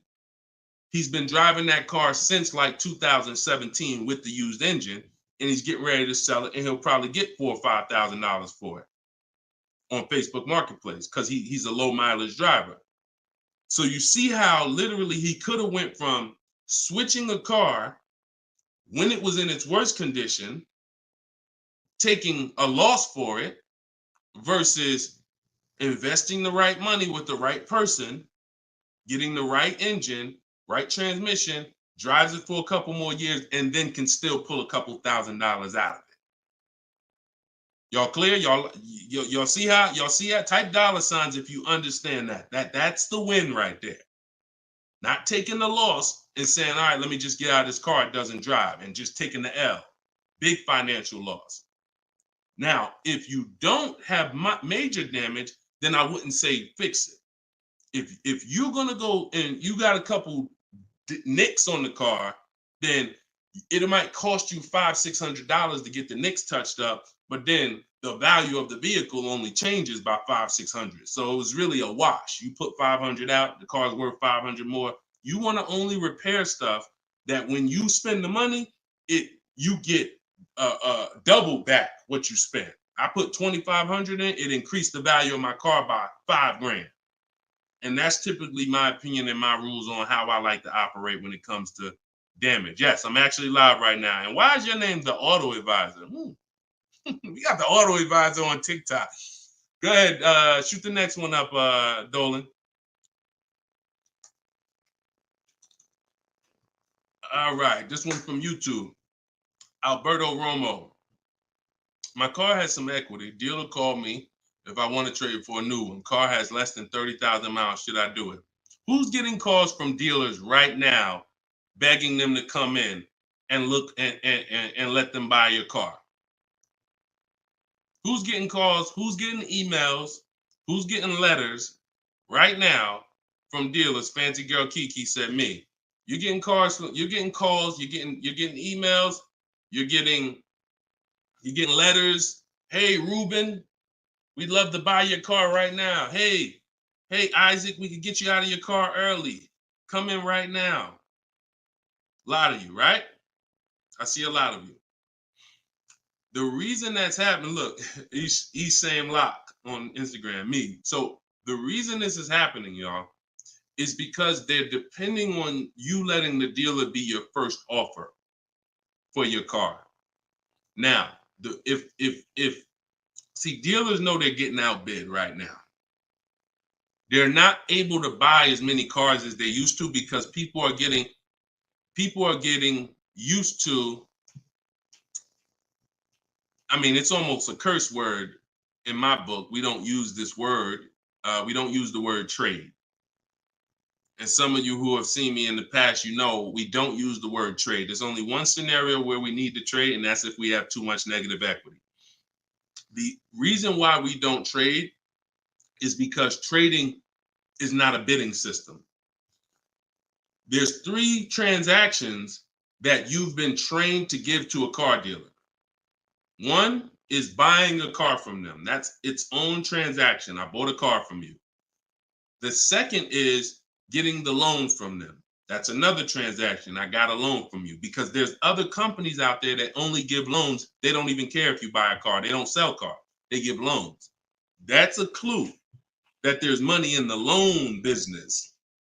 Now, the third transaction is people who want to buy your car. When you give your car to the same dealership, you gave them your old car, that's one transaction. You gave them your loan, that's another transaction. And you gave them the purchase of a new car from them. That's 3 transactions. And most times you didn't get bids on any of them. That's how you're losing money. You're probably losing $2,000 here, probably $1,500 on the loan, and then maybe another $1,000, $1,500 on your car that you gave to them. Hidden money. See, I'm not just here to teach you how to car shop from home the right way, strategically using my system. I'm also here to reveal to you the hidden money that you haven't seen in your car deals. So you got to stop combining transactions. That's why we don't trade. We get offers in my book, step 2. My book is 7 steps. Everything I teach is 7 steps. Those 7 steps won't change. First step is most important question. That's leasing versus buying. How many years you keep in the car? Second step is equity assessment. I need to get offers for my current car, my current lease, see if I have any equity, see if I could break even, or see if I have negative equity. Third step is deal structure. I need to find out how much this car is supposed to cost if I get a deal on it. I'm budgeting for a deal. See, we don't budget based on how much I could afford. I'm budgeting, I'm looking at a car if I'm going to lease and saying, if I'm leasing, this is what a good deal would be on this car. I'm budgeting if I'm purchasing, this is how much I'm coming up with. Watch this. Many of you go in and you've been, I only want to spend no more than $500 a month. Or hey, I only want to spend no more than $30,000. You end up spending $570, or you end up spending $31,500. Or they say, hey, yeah, we got you to $30,000, but what about the taxes? All right, well, I guess I'll just put that on a credit card. So you end up going over budget because you shop with your max budget in mind. We never shop with our max in mind. We shop with multiple goals below our max so that we always, no matter where we land, we're under our max budget. That's step 3. Step 4, we do something called shopping, not buying. We don't mix the two with my system. Shopping is deciding what you want. Buying is step 5 when we go into the market and we start getting offers on what we want. But when you get to step 5, you're in the market getting offers. Step 6 is paperwork and protection. All that paperwork that you need to know. All right, do I need this product? Warranties, all of that is step 6. And then step 7 is delivery. So everything I'm teaching you falls under one of those 7 steps. And I'm trying to get you to use a system instead of winging it. If you don't wing it, you'll be fine. But step 2, Alberto, is the equity assessment, where you're getting offers to find out what your car is worth. You can give the dealer an opportunity later to beat it, but you need to know. That's why we don't respond to those. Hey, come on in. Let me look at your old car. Let me buy your old car. Hey, come on in. Let me see. You need to call your bank for a payoff, and you need to go to CarMax, Driveway, Carvana, Kelly's Blue Book Instant Cash Offer, AutoNation, Sell My Car, Car Guru, Sell My Car. Take you 20-25 minutes to do your equity assessment, and you got real cash offers that you'll know if I have equity in my car, and you'll know these people can cut me a check in an hour. And now let me go prepare to shop for my replacement car because these companies already bid on my old car. Type clear if y'all are clear on that. That's the equity assessment. That's my 7-step system. That's why my book is called Cars from Home, 7 Steps to Saving Time, Money, and Avoiding Dealerships. All right. All of you could get a copy. You could get your copy for 75% off. It's normally $97, but as part of our launch, you can get it in my TikTok bio for 30 minutes for 75% off. Once the timer goes back up, once the timer expires, it's back up to $97. So get your copy before the timer runs out. Same thing with Instagram. Go to my Instagram bio. You'll have it 3 minutes and you come back to the show. And if you're on Facebook or YouTube, we got links in the comment section for you. All right. Great question, though. Look, go ahead. Shoot the next one up, Dolan. Oh, it said, this man, bro, spitting gold fire for real. I hope this isn't going over anyone's head. Me too, bro. Listen, me too. Keep that question up. Fancy girl Kiki from TikTok. But me too, bro. Like, I'm sitting here, man, and I pray every day that the Lord help me to look. I want you to even see. I gotta unlearn. That's why I represent this brand. I got to unlearn. Like, I have been programmed, and the people who programmed me have actually programmed me because they make more money by me staying programmed. So some of you, it's unfortunate, are not going to spend $24. You're not going to spend $24. Now, I had people get the book for $97. It's people that might be on here that say, man, I got the book before we even had this sale. $97, but some of you are not going to spend $24 to get the book.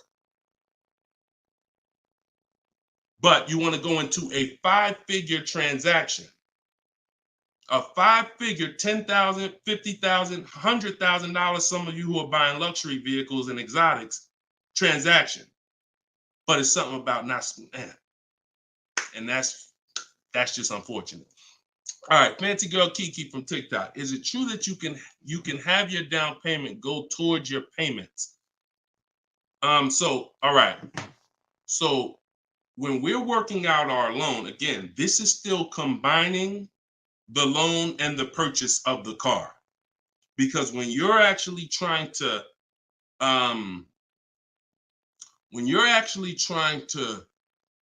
figure out and hope your down payment goes towards the payments and actually goes towards the car versus you basically just giving it to the dealership or maybe losing it to, not going to the car, you're mixing. Because when we're shopping, we have loan. When you buy your car, if I'm financing, right? Give you an example. When I bought my Infinity truck, I'm shopping for the car. Once I get the car, now, and I use my perfect budget calculator. It's in my book. It's a calculator I created. See, that stuff I can't even explain on this show. I can't explain how a calculator that I created works. It's a surprise when you get there, when you're reading and you're like, oh, this is a calculator. I've never seen nothing like this before. I know, because I made it. And I got like 5 of them in there. So, but when you're trying to do what it does, I can tell you how to do this manually to some degree. When you got to know what you can spend. That's why we have that budgeting exercise where in order for me to be at a $450 a month payment, I can't get any more than a $22,000 loan.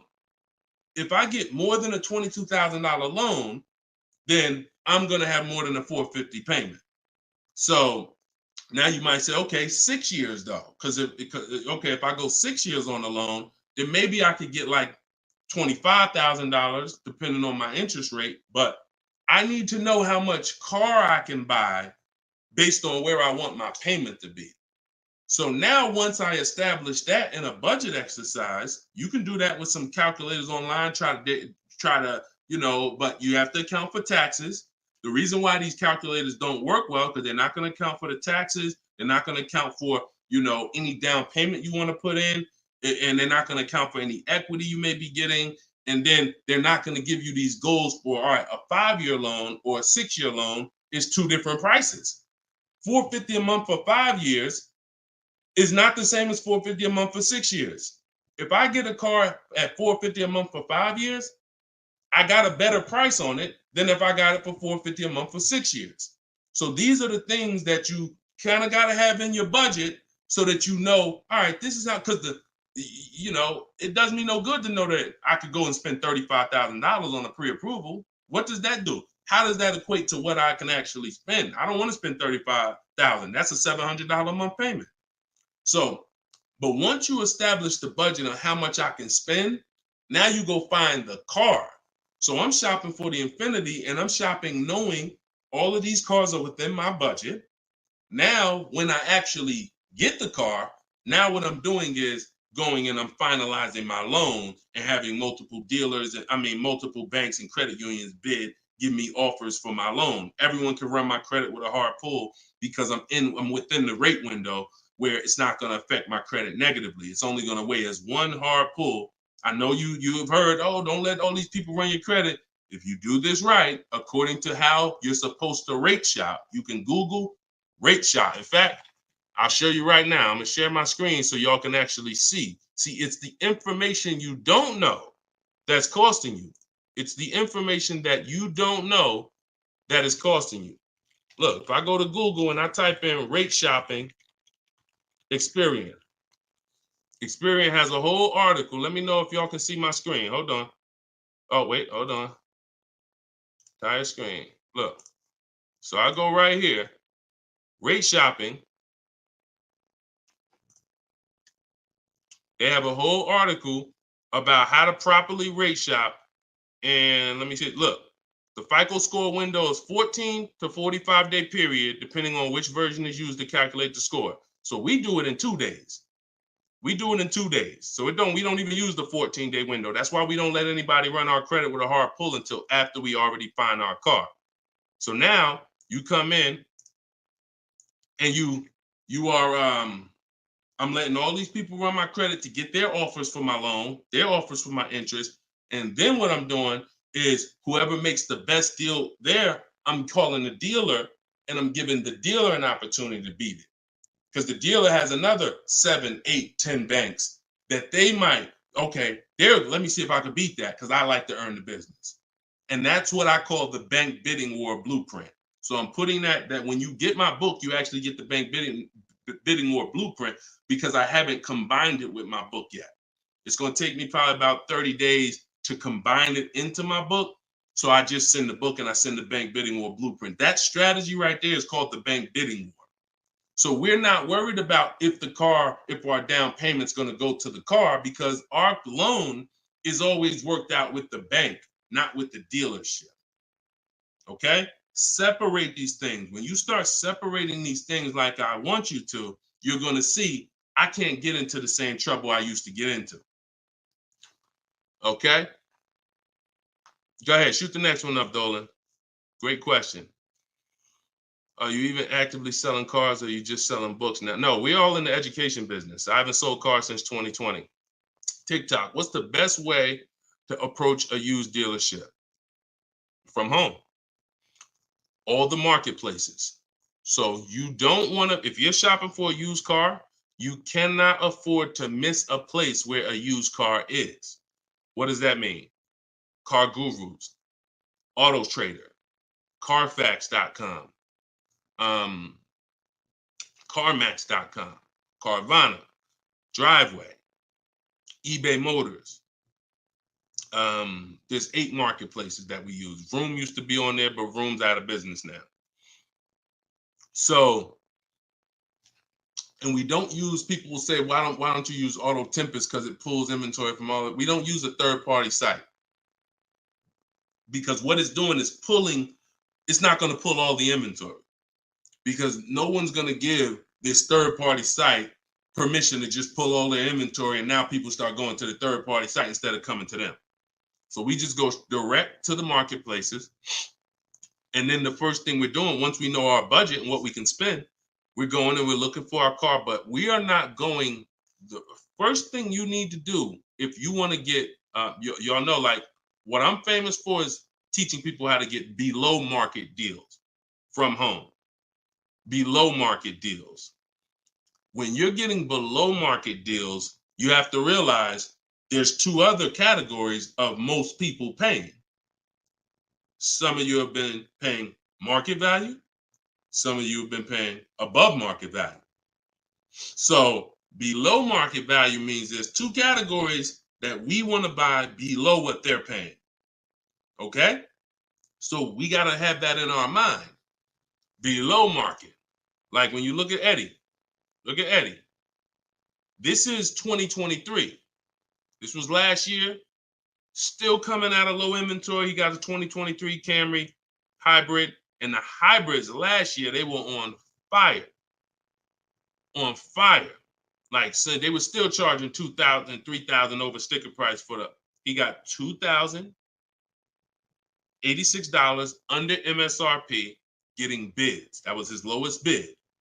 Okay? He said I had a 1-week window. So those of you who are like, Deshone, I need a car in a week. When you get bids, it ain't nothing. He said I actually completed the process in 4 days. So below market deals where people are paying sticker price and they think they won. You know what? Hey, you know what? The best deal is, at least I didn't get a markup, sticker price. Now, let's get back to approaching the used cars. When we open up when we get in used cars. Oh, wait a minute, yo, banana Thad, you funny, man. So when we get in used cars, so our goal, before we could get a below market used deal, we have to know what the market prices are. So when we open up those marketplaces, the first thing I want you to do is look and sort from lowest to highest prices on all of them. Lowest to highest prices.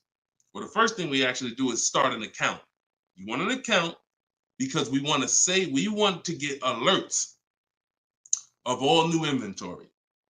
So we start an account on all the marketplaces that we can start an account on.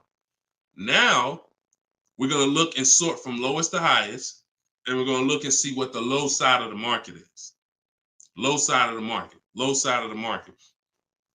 Now I might say, okay, the low side of the market is about 22, 23.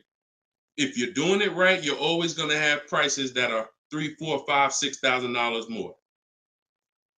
If you don't see that type of spread, you're not doing it right. So now we know this is the low side of the market. Now here's what comes with the low side of the market.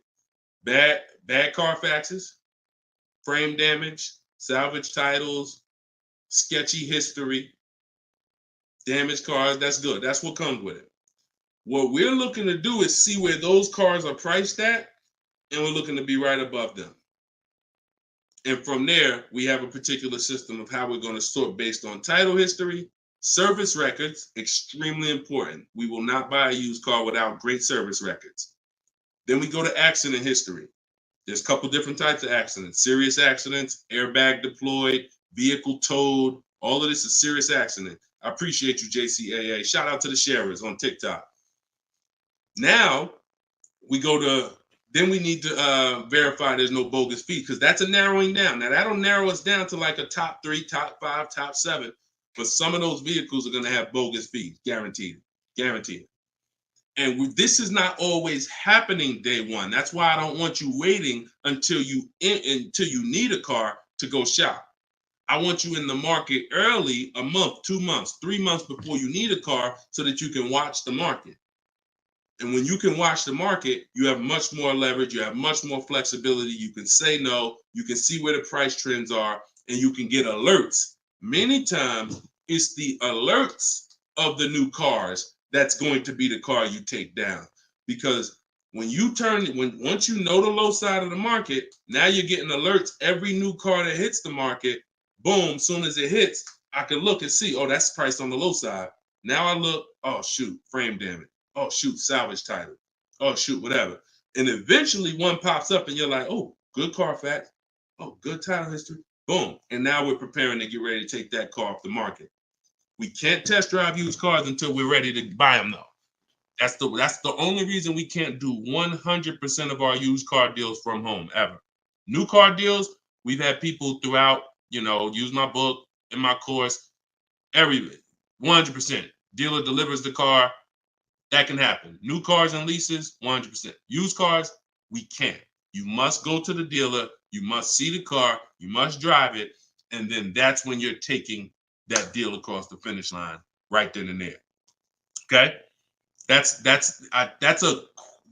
overview of what I call my multiple marketplace strategy.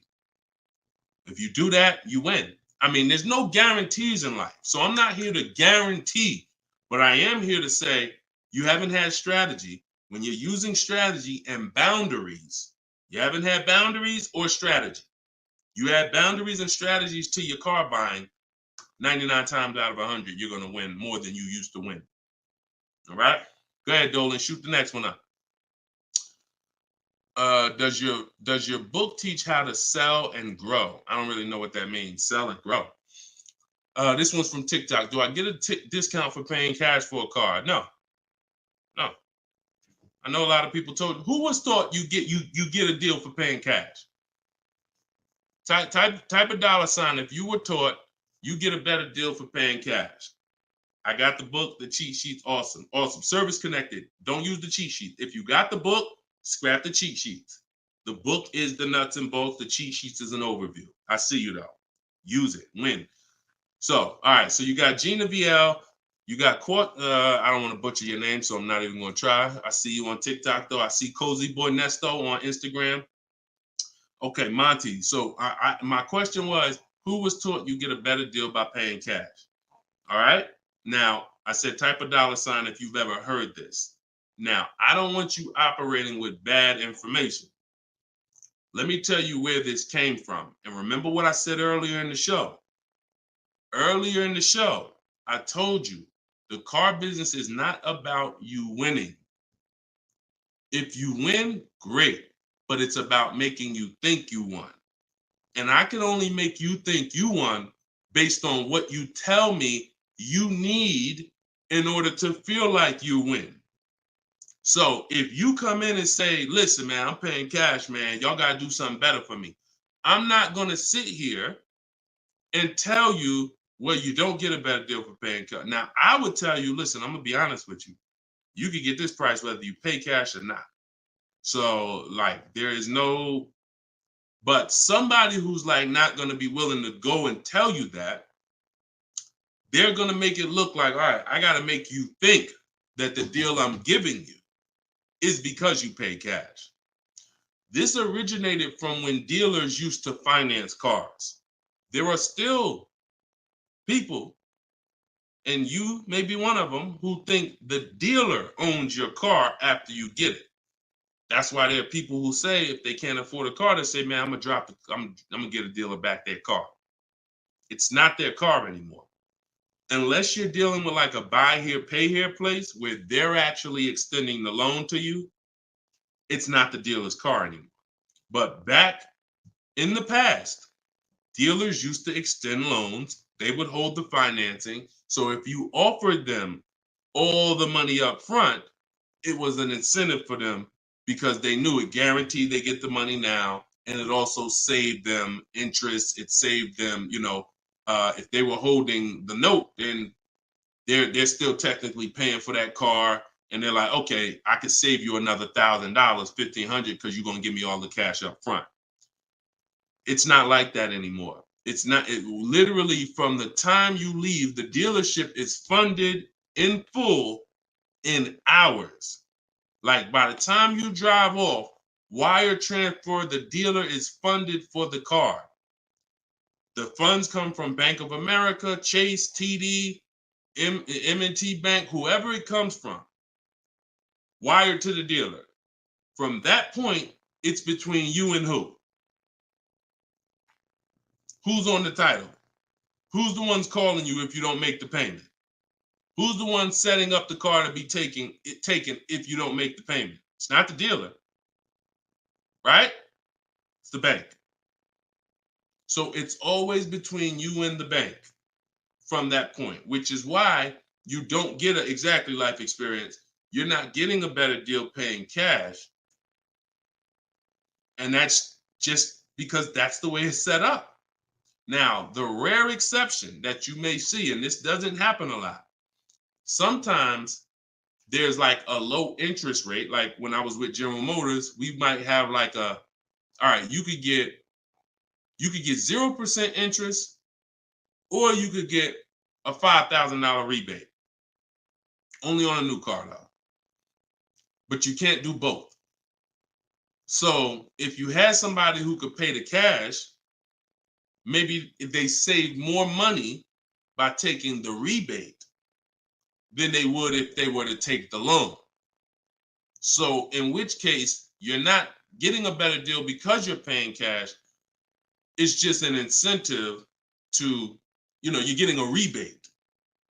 But so those are these are very rare circumstances. So I just don't want you going in and telling you that you heard that from me. And I'm just telling you that's the truth. Like, that is the truth. And when you really look at how banking works and how dealerships work and the fact they don't own the car, you'll understand there's no incentive to you paying cash at all. And if you're not investing your cash, see, I want you to also think about what you're doing with your money. Because if you want to pay cash, God bless you. Pay cash. Interest rates are high. Put as much down as you can. Pay cash. Get the loan out of there as fast as possible.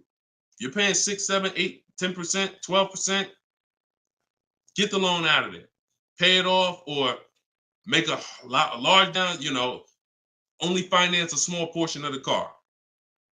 But if the rates are low, which at some point we do believe rates will be low again, or I always tell people in the bank bidding war, you got to see if there's any special interest rates. There might be 0%, might be 1%, 2%. So if those instances exist, there are people who your money's invested. You're getting 8% on your money. You're getting 6%. You're getting 10%. You're in real estate. You're getting 15%.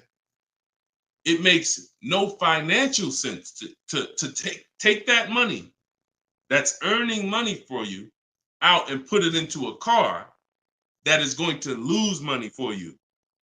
That $20,000, $50,000 you put in the car is going to be worth half of that in 3 and 4, 5 years. 5 years, it'll be worth half. So these are the things I talk about. I don't believe in one size fits all car advice, y'all. That's why I'm always saying it depends on this situation. If you're this type of person, if you're keeping your cars 8 years, you should be buying. If you're not keeping your cars 8 years, you should be selling. You should be leasing. A lot of people think, okay, Deshone, you talk about leasing a lot. I talk about leasing for people who are not keeping cars 8 years because they've been taught that they should still be buying. But I'm putting you in the strategy that's custom to your life versus what you've been hearing, which is people telling you, hey, do what I do. Only buy used cars, pay cash for them.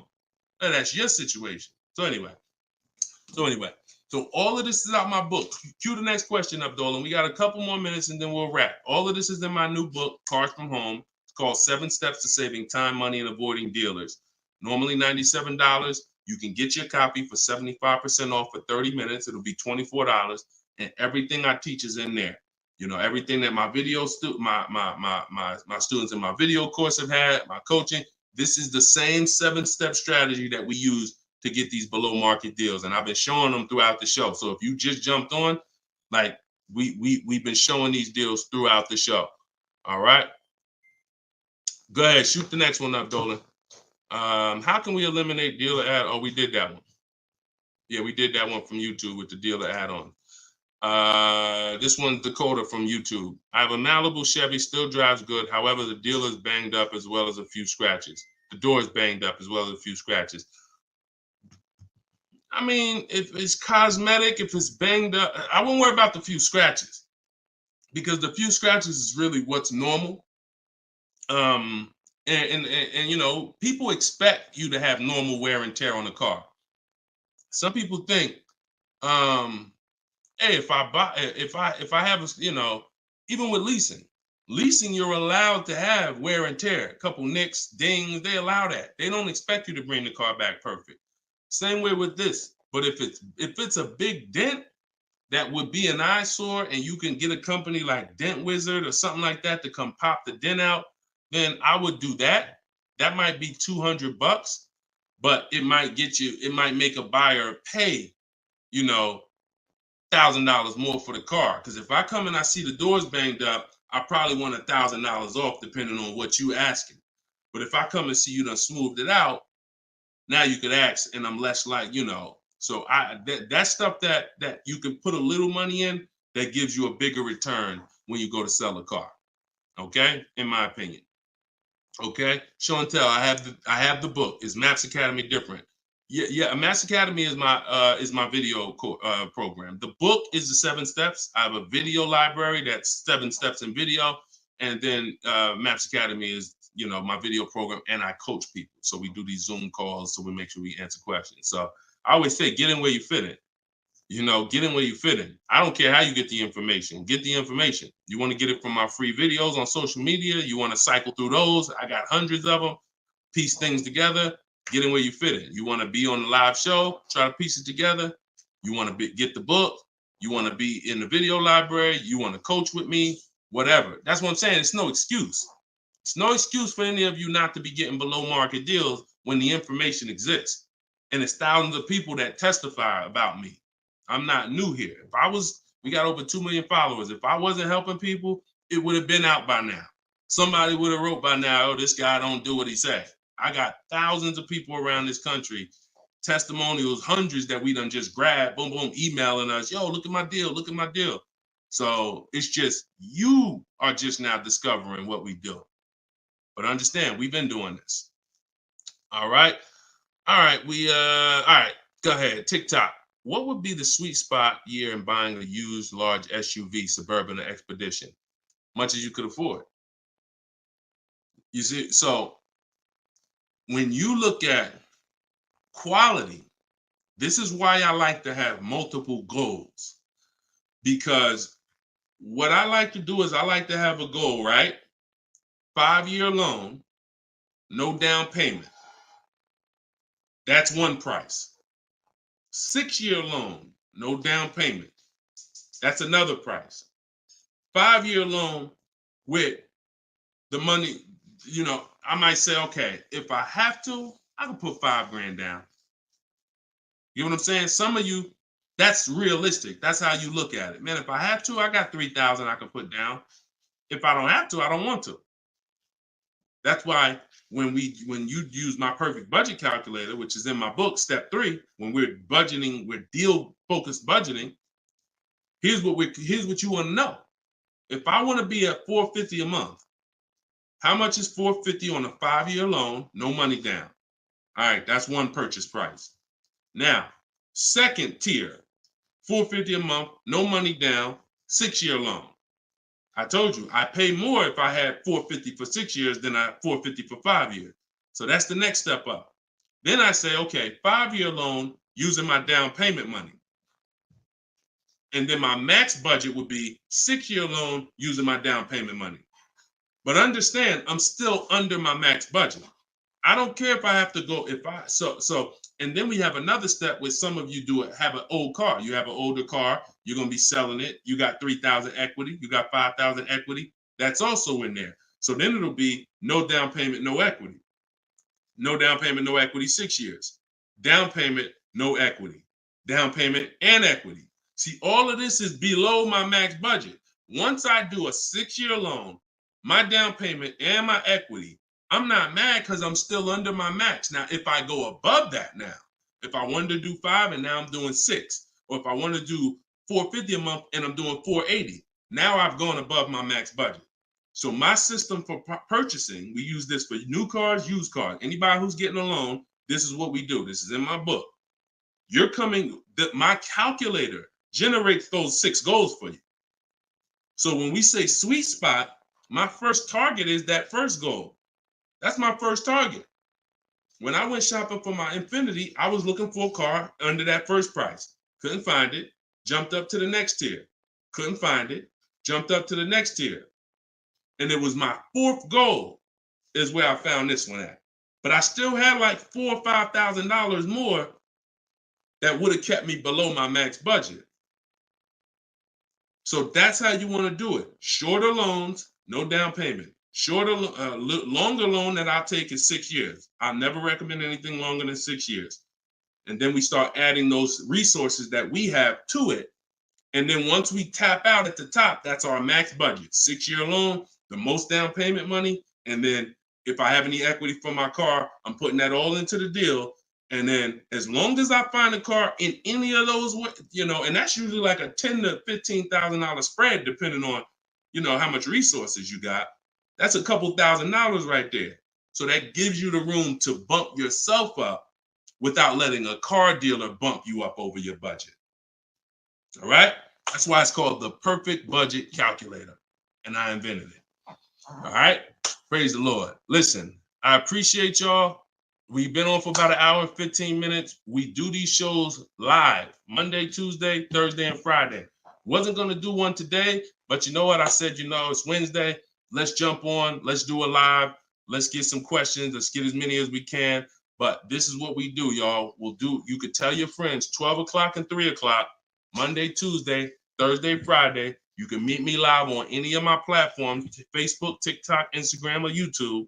And we'll be doing this live Q&A to make sure you guys get what you need to save money and get below market car deals. That is the goal. So for those of you who like Deshone, I appreciate the show, but I want everything in one spot, man. I don't want to even have to come back to this show anymore.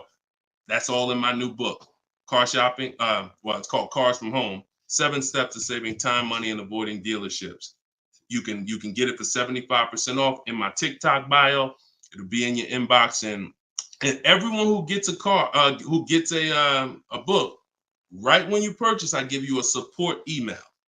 So on that last page, you'll see a support email. If for some reason I don't give the support email out to the public because people just be emailing me with questions and all that, I don't do DMs. I don't do none of that because we got too many people to be doing DMs and all of that. Once you purchase this book, you get a support email. If for any reason your book doesn't arrive in 5-10 minutes, check your spam, check your junk folder. But if it's not there, then email us at support and we'll make sure we get you a copy right to you. All right. So use this information, get your book for 75% off. You won't pay the full $97 in my TikTok bio, in my Instagram bio, or in the comment section on YouTube or Facebook. We got a link in the comments for you, or you can scan the QR code. But that's what we do, y'all. Below market deals. That's the goal. Keep unlearning, keep relearning. I appreciate you. All right. See y'all on the next live.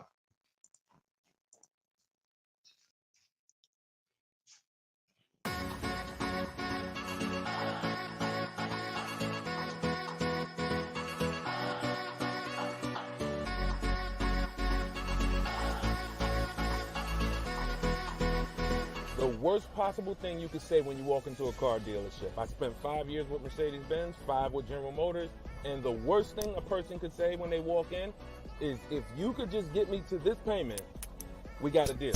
So your loan's probably still like 19, which means you got to pay to get out. You're upside down. It's called negative equity.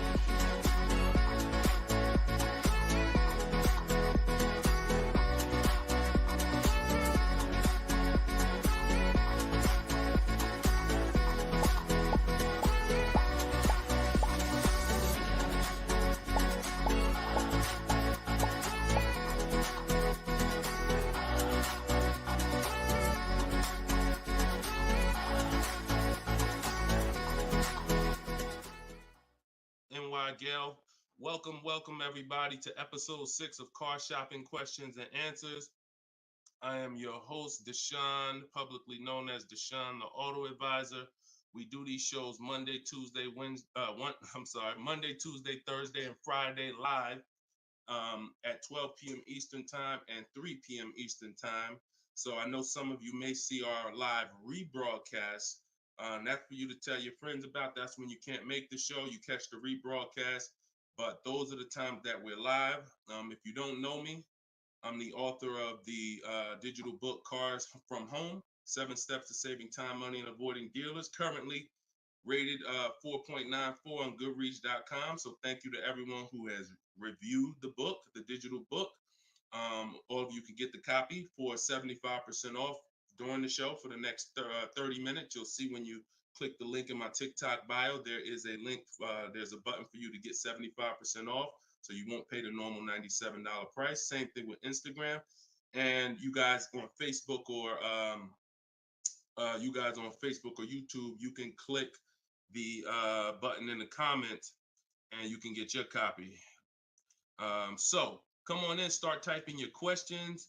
We do this, we do rapid fire Q&A. I see a lot of people coming on the TikTok, and we got Dolan pulling questions. So no matter where you're watching us from, type your questions and we're going to pull them into the live show and we'll get them answered right now. All right. So I'm excited about this show. I see we're continuing to see people getting below market deals. If you don't know that the goal is for you to get below market deals, and the goal is for you to not spend more than 30 minutes in a car dealership. I spent 14 years in car dealerships. So you're not learning from somebody who's just like you. I'm just like you in that, I buy cars, I lease cars. That's the way we're similar, but I'm an insider. I'm an auto industry insider.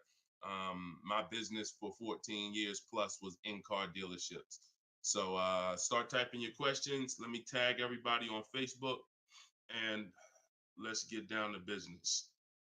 Okay, whenever we get the first one, Dolan will put it up. Let me just tag my people here on Facebook.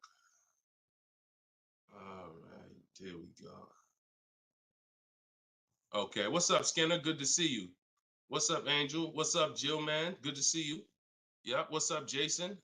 Great to see you. All right. Brother said he's been doing. Oh, what's up, Auto Advisor? Good to see you. Absolutely. All right, y'all got to type fast. I know you probably, and try not to make your questions long. Try to get all your question in one shot, but try not to make it too long where it can't fit in. All right. This one's from TikTok. Isaac from TikTok said, best current APR rate for tier A1 credit. So the best APR is always going to come through getting bids. Now I know this is new. This is new to most of you, but getting bids is how you're going to get your best and guarantee your best car deal, your best loan. So I'm going to lay out this process we call the bank bidding war. And if you follow this step, you'll be able to have 10, 15, 20 banks and credit unions bidding for your loan. And then you'll be able to pick the best one. And the way you do this is extremely important, because if you do this right, then it's only going to have the same effect on your credit score as one hard inquiry. So think about what we're saying. We're going to allow multiple people to access our credit with hard inquiries, but at the end of this period, after we get our card, the weight on our score, the effect on our credit score is going to be one hard inquiry. So the first thing, there's 3 rounds in the bank bidding war. The first round is to always check and see if there's any special interest rates or special promotional rates that are being advertised for the car you're looking for. So let's just say you're shopping for a, Kia Telluride. You're gonna now check and see, is there any special interest rates? 0%, 0.99%, 1.99%. All of these rates are like a finance rebate. That means there's no bank or credit union that's going to beat them. So this is the first round. So if we do get a special interest rate there, there's no reason for us to even shop for interest rates other than that. Because again, no bank, no credit union is beating 1.99, even 2.99. Now, here's what you have to check when we do that. How long is that loan? Because some people might give you 1.99, but it's only for 36 months. And some of us are not going to take a loan for 36 months because the payment's going to be too high. You might need a 5-year loan or a 6-year loan. So we're not just looking for if there's a special interest rate, we're looking for what is the term. Shout out to everybody coming in. This is our Thursday, April 18th, episode 5, live car Q&A. So we're actually live right now. This isn't a rebroadcast, so you can come on in and start typing your questions. And we're talking thousands over here, not hundreds. Okay, so that's round 1 of the bank bidding war. Now, let's just say we do that and there's no special interest rates. Now we're moving on to round 2. But round 2 comes after we find our car. So once you find your car, no one has touched your credit with a hard inquiry yet. Pay attention. You have not heard me say at any time hard credit pull at all. When you're shopping for your cars, no hard credit pull. Nobody's running our credit while we're shopping. Once we find our best deal, once we find a dealer that's going to sell us the new car for the lowest price, we lock up that car, usually with a deposit, reserve it. And now what we're doing is we're telling the dealership, I'm going to take this buyer's order. You're going to get a buyer's order. You're going to come home. And now you're going to now the second round of the bank bidding war is about to start. You're going to come home. You're going to call your bank if you have one, or your credit union. This is when you're going to let them access your credit. Because if you've ever tried to actually get a bank to tell you what the interest rate would be, like a pre-approval, many of them, and if you've experienced this, I want you to type a 1, many of them will say you need to have a car first, right? If you've experienced that type of 1, you call your bank, hey, I'm trying to get a pre-approval. They're like, okay, well, we need the information on the car. And you're like, well, I'm trying to get the pre-approval so I can go get the car. So that's why we don't follow that process of getting a pre-approval beforehand. Look, Marinette, you've experienced it on Facebook. So when we look at having the buyer's order for the car that we reserved, you have everything you need now. You have everything the bank could want. And you're now going to call your bank, or if hopefully your bank and credit union has a website, you could do this all online. And you're going to get as many approvals, offers as you possibly can. In my book, I list a couple: your bank, your credit union, online banks, Lightstream, community credit union, everybody who can lend in your state, you want them bidding.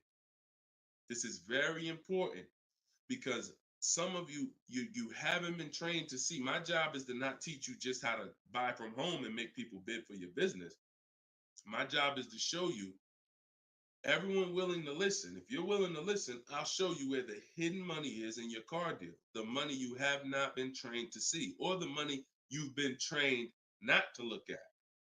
And the people who have trained you not to look at this money are usually the people that's making the money.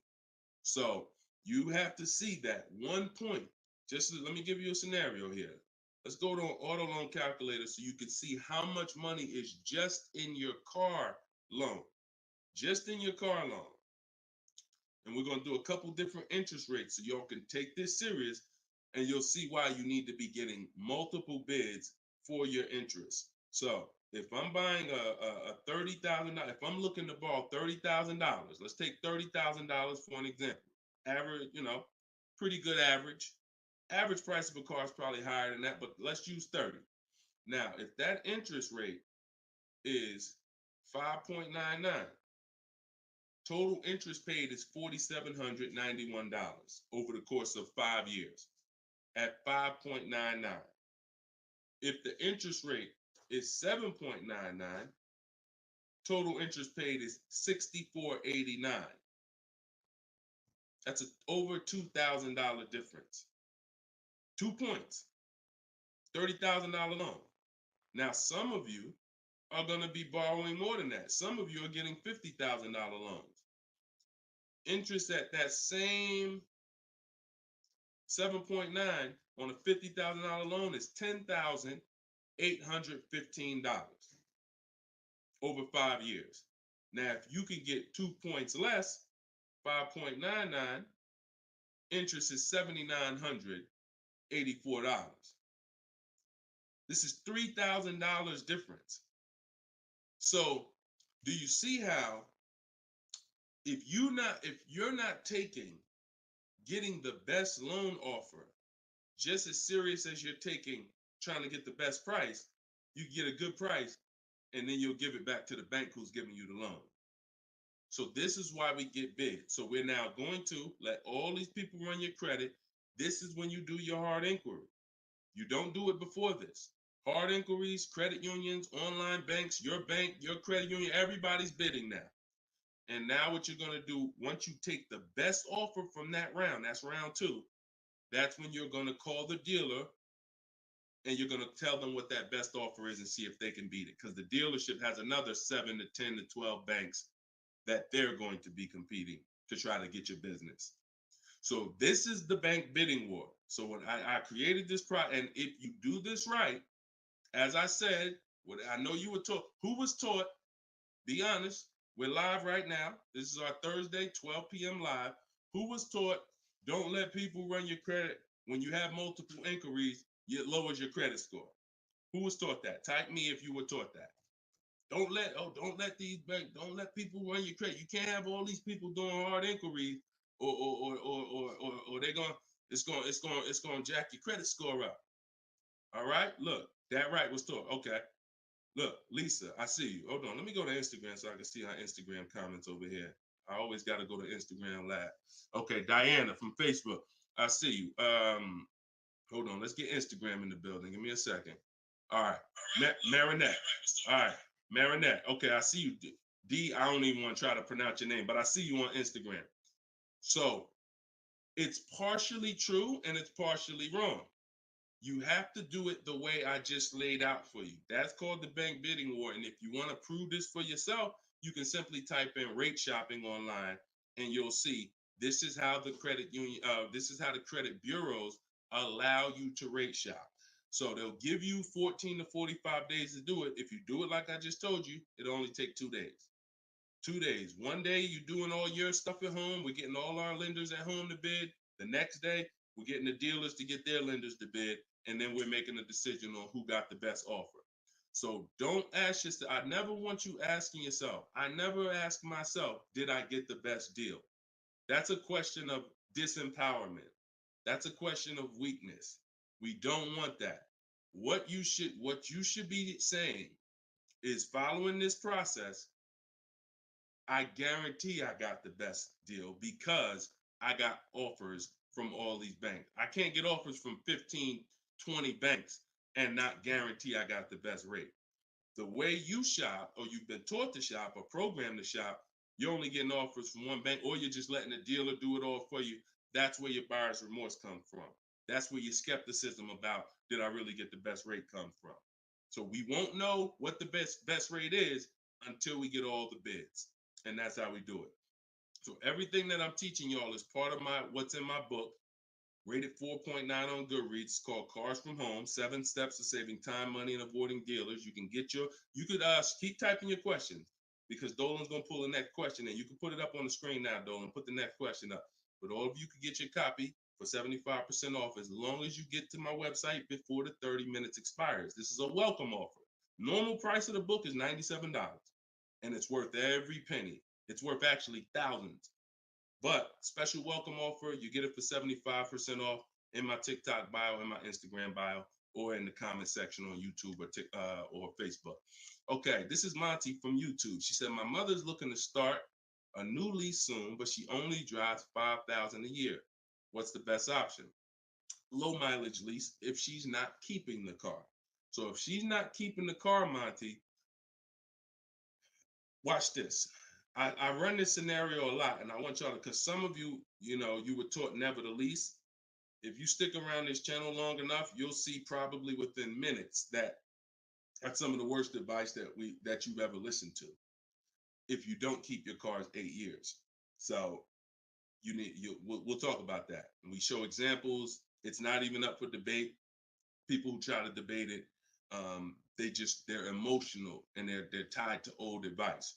So once you have decided you're leasing, which means I'm not keeping my car 8 years, I want to avoid that depreciation, then I need to be shopping for aggressive lease deals, because it's the short term. Again, this is another unseen expense, depreciation.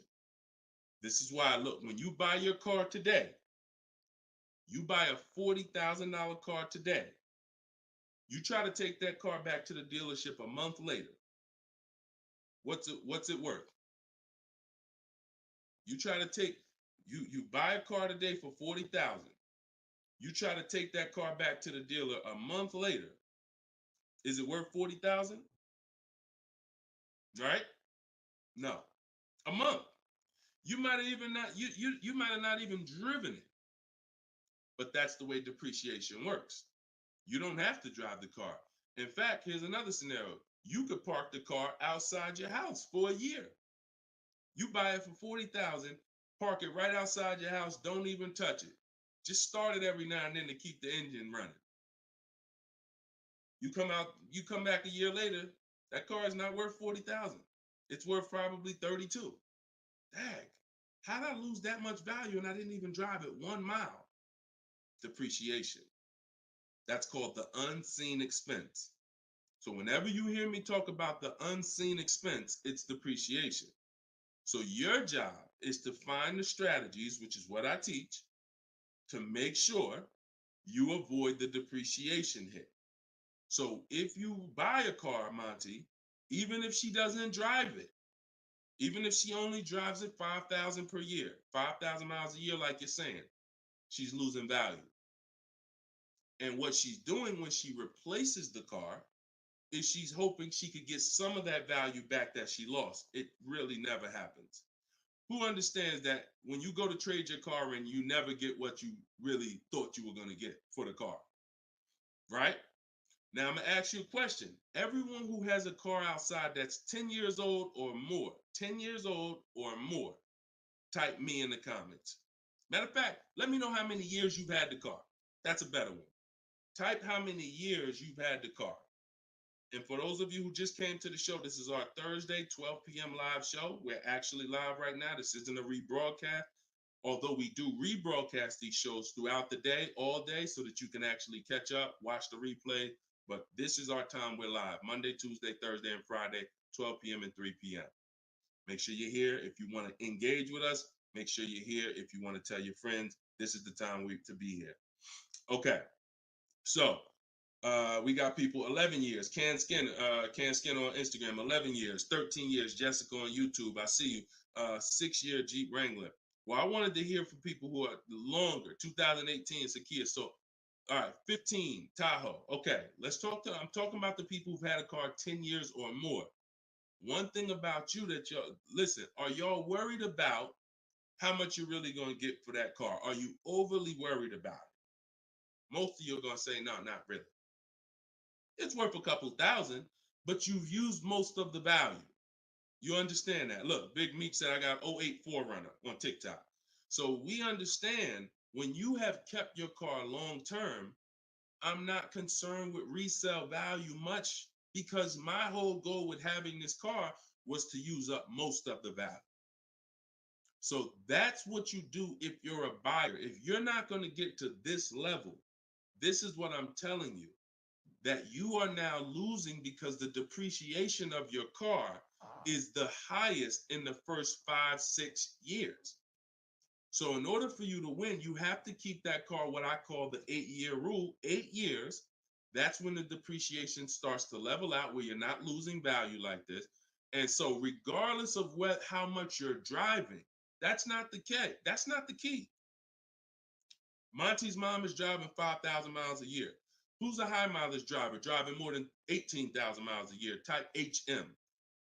I want you to know, I want to cover all the bases for this question here. Oh, what doesn't matter whether you're a high mileage driver, low mileage driver, it has nothing to do with how much you drive, because that's not what's killing you. It's the depreciation based on the time you have owned the vehicle. And if you're not keeping that car 8 years, you should be shopping for aggressive leases. Now, before we go to the next question, I'm going to show y'all an example of why it is impossible. Yes, impossible. No way, shape, form, fashion. You can get a great deal if you purchase, but you should have leased. Okay? Let's use this scenario. Let's use Frina. Let's use Frina as an example. So Zafrina, she picks up, and you can see this date. She's recent. This is just, not too long ago. So Frina gets a $65,000 Jeep Grand Cherokee. She uses my system. You can see she uses the Cars from Home system, where she gets bids, multiple bids. We get at least 5. So don't look at this price and be like, oh, Deshone, that looks incredible. Yeah, that's because we get this through bidding. You get the best price. That's what we do here. So stick around, you'll understand if you're new to the show. But she's paying $579 a month for a $65,000 Jeep Grand Cherokee. Just so we can, let me level this out for y'all. If she pulls up to someone who decided to purchase because they didn't understand leasing, or they was taught never lease, so they're gonna go in, they want that same truck as her. Let's just assume they got a ridiculous, how much is a great discount on this Jeep? I want to use your numbers. Type in the comments, what do you think is a great deal, a great discount? She go in just don't be realistic though. Somebody walk in, she go in and she looking at this $65,000 Jeep. Somebody's going to purchase it though. What would be, because I want to show y'all that even at the best discount that you could name, realistic though, you're still going to lose if you purchase compared to somebody who leased. Go ahead. Throw some numbers out. What's a big discount? Okay, look. All right. I'm going to make up a number because it's like, okay, 600. No, not a payment. Not a payment. I'm talking about, okay. Aux the Pro said 20%. Now, we already know saving 20% off a new car is pretty much never going to happen, right? We can agree. That's usually never going to happen, 20% off the price. Let's see how much 20% is. So 10% would be $6,500. 20% would be $13,000. So let's say they knock $13,000, an impossible discount. Someday somehow we do something never been done before. They end up getting this car for $53,000. $53,000. Every $5,000 on a loan is how much per month, y'all? Some of you know, some of you seen my videos, some of you been on the show before. Every $5,000 on a loan is about how much per month? $100. Exactly. So let's do this math now. Continuing to drive this point home that there is no way for you to get a great deal when you purchase, but you should have leased. So the same person who just got this unbelievable, never going to happen discount of 20% off a brand new car, $53,000, what's their car payment? $53,000. Car payment's about $1,050 a month. $1,050 a month for 5 years. Let's just say they take another year on the loan.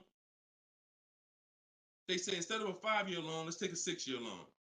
$900 a month for 6 years. Freena's paying $579. Is that sinking in? Type $ if that's sinking in. that, whoa, you telling me, Deshone, the same price that this person just got, and she got a ridiculous lease on it,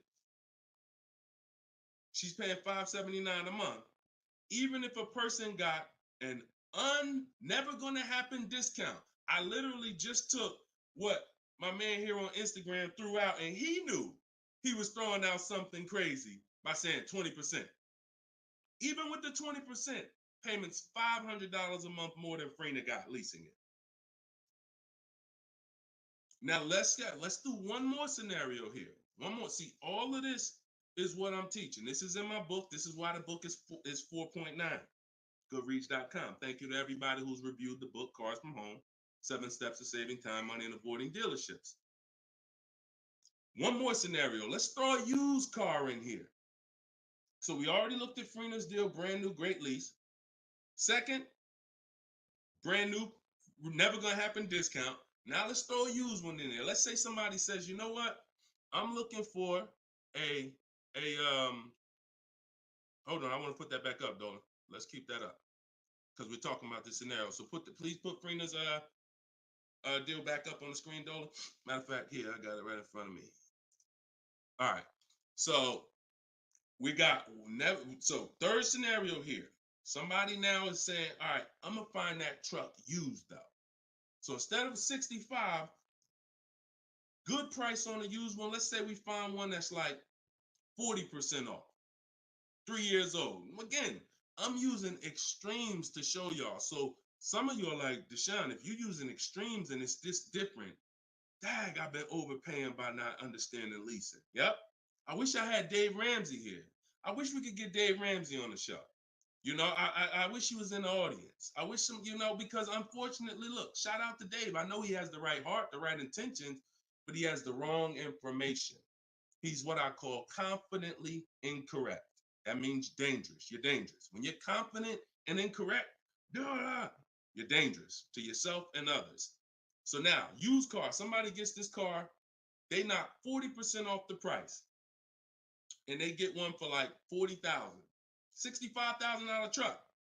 I got one 3 years old. I paid $40 for it. Every $5,000 we just said is about $100 a month.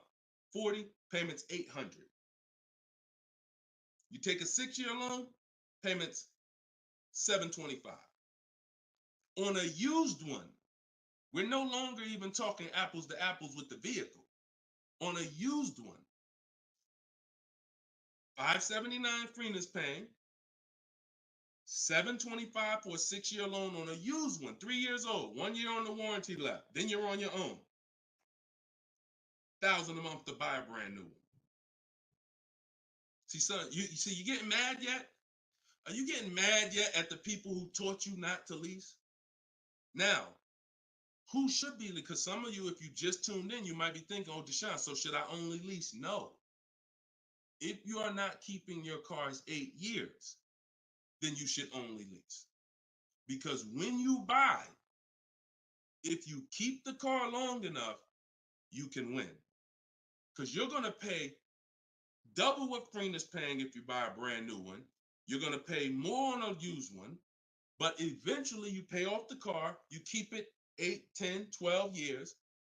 The longer you keep it, you can catch up. You're still not going to, you get what I'm saying? Because Freener's always going to have a payment. If she keeps leasing, she's always going to have a payment. But if you keep buying your cars, trading them in 5 years, trading them in 6 years, trading them in 4 years, you are no way, shape, or form even close to this. You're thousands and thousands of dollars away. There's thousands of dollars more every year coming out of your bank account than someone who understands leasing. Yeah. Tell your parents, tell your cousins, tell your brothers, tell your spouse. This is what I've been ranting about for years, trying to get you to understand. That's why I say there's no way to get a great deal if you don't understand. If your deal's on the wrong foundation, no way to get a great deal. It's impossible, no matter how much you save on the car. Okay? So yeah, we go deep on that today. Good. I'm happy we got a chance to go deep. All right. I see a lot of people typing $signs. You understand. All right, Dolan, shoot the next question up. Skinner, I see you on YouTube, man. It's real. It's real. This is what we do, man. I'm glad we gotta look. I'm the bad news first person, so don't think I gotta share the bad news first, and then but I'm also giving you the olive branch to like you can change this. You can start doing things different. You can start shopping different. You can learn how to make these people big. So go ahead, shoot the next question up, Dolan. Let's keep them coming. We're Thursday. We're live right now, y'all. So if you just jumped on the show, this is our live 12 p.m. show. Type your questions, and can y'all tap the screen on TikTok? Can we shoot those likes up? Can we? If you're gonna spend time with us and you're getting value out of what we're doing, I need everybody who's getting value hit the like button and start tapping the screen if you're on TikTok, just to show that. Run those likes up. All right, I see it. See y'all lighting it up already. All right, Facebook, James. I'm an old school guy that was told not to let anyone run my credit. I'm not even sure how to download your book. Maybe you could walk us old timers through the process of downloading it. Unfortunately, I teach an online system. I'll be the first one to tell you my system's online. My system's right here in front of a computer. I've worked personally with probably 1,600 people personally in my coaching program since 2021. They got to know how to use a computer. I've had older people who get their children, who get their grandchildren come because and sorry y'all, my eyes are watering. I got a little something trying to jump on me, but we good. But I would be lying to you if I told you this isn't based on because we use copy and paste systems. You're sending emails. So that's one thing I can say. I wish I could, tell you otherwise, but if you want to use what I teach, I mean, now I've had people who get their grandchildren or get their children because my system to get great deals only takes 90 minutes. It only takes 90 minutes. That's why when you go to the page and you see my book, a lot of you are going to see the first thing I say on my website is this will teach you how to get below market deals in as quick as 48 hours. And the time you're putting in to get those deals is probably going to be about 90 minutes once you learn, as I walk you through my 7-step process. But you got to know how to use a computer. So I'm just being real with you. Like, I wouldn't tell you to get the book if you're not comfortable sending emails, copying and pasting, because it is an online system.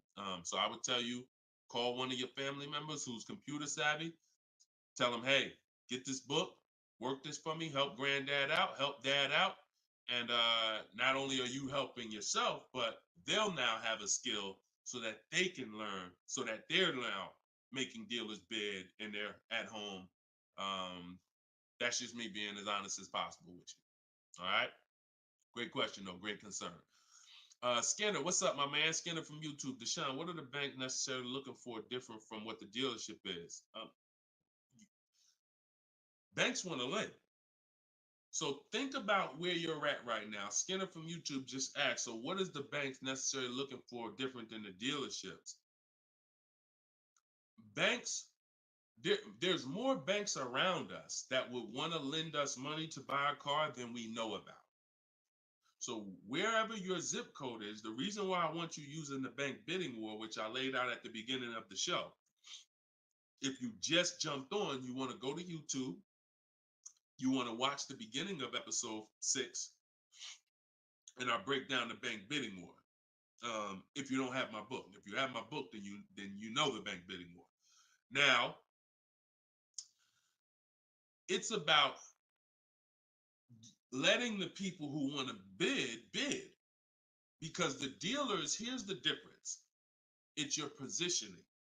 When a dealer knows you don't have any leverage, you haven't shopped bank offers, you're basically waiting for them to tell you what their bank said. Here's usually the conversation. What is the most interest? What is the highest rate you think they'll take?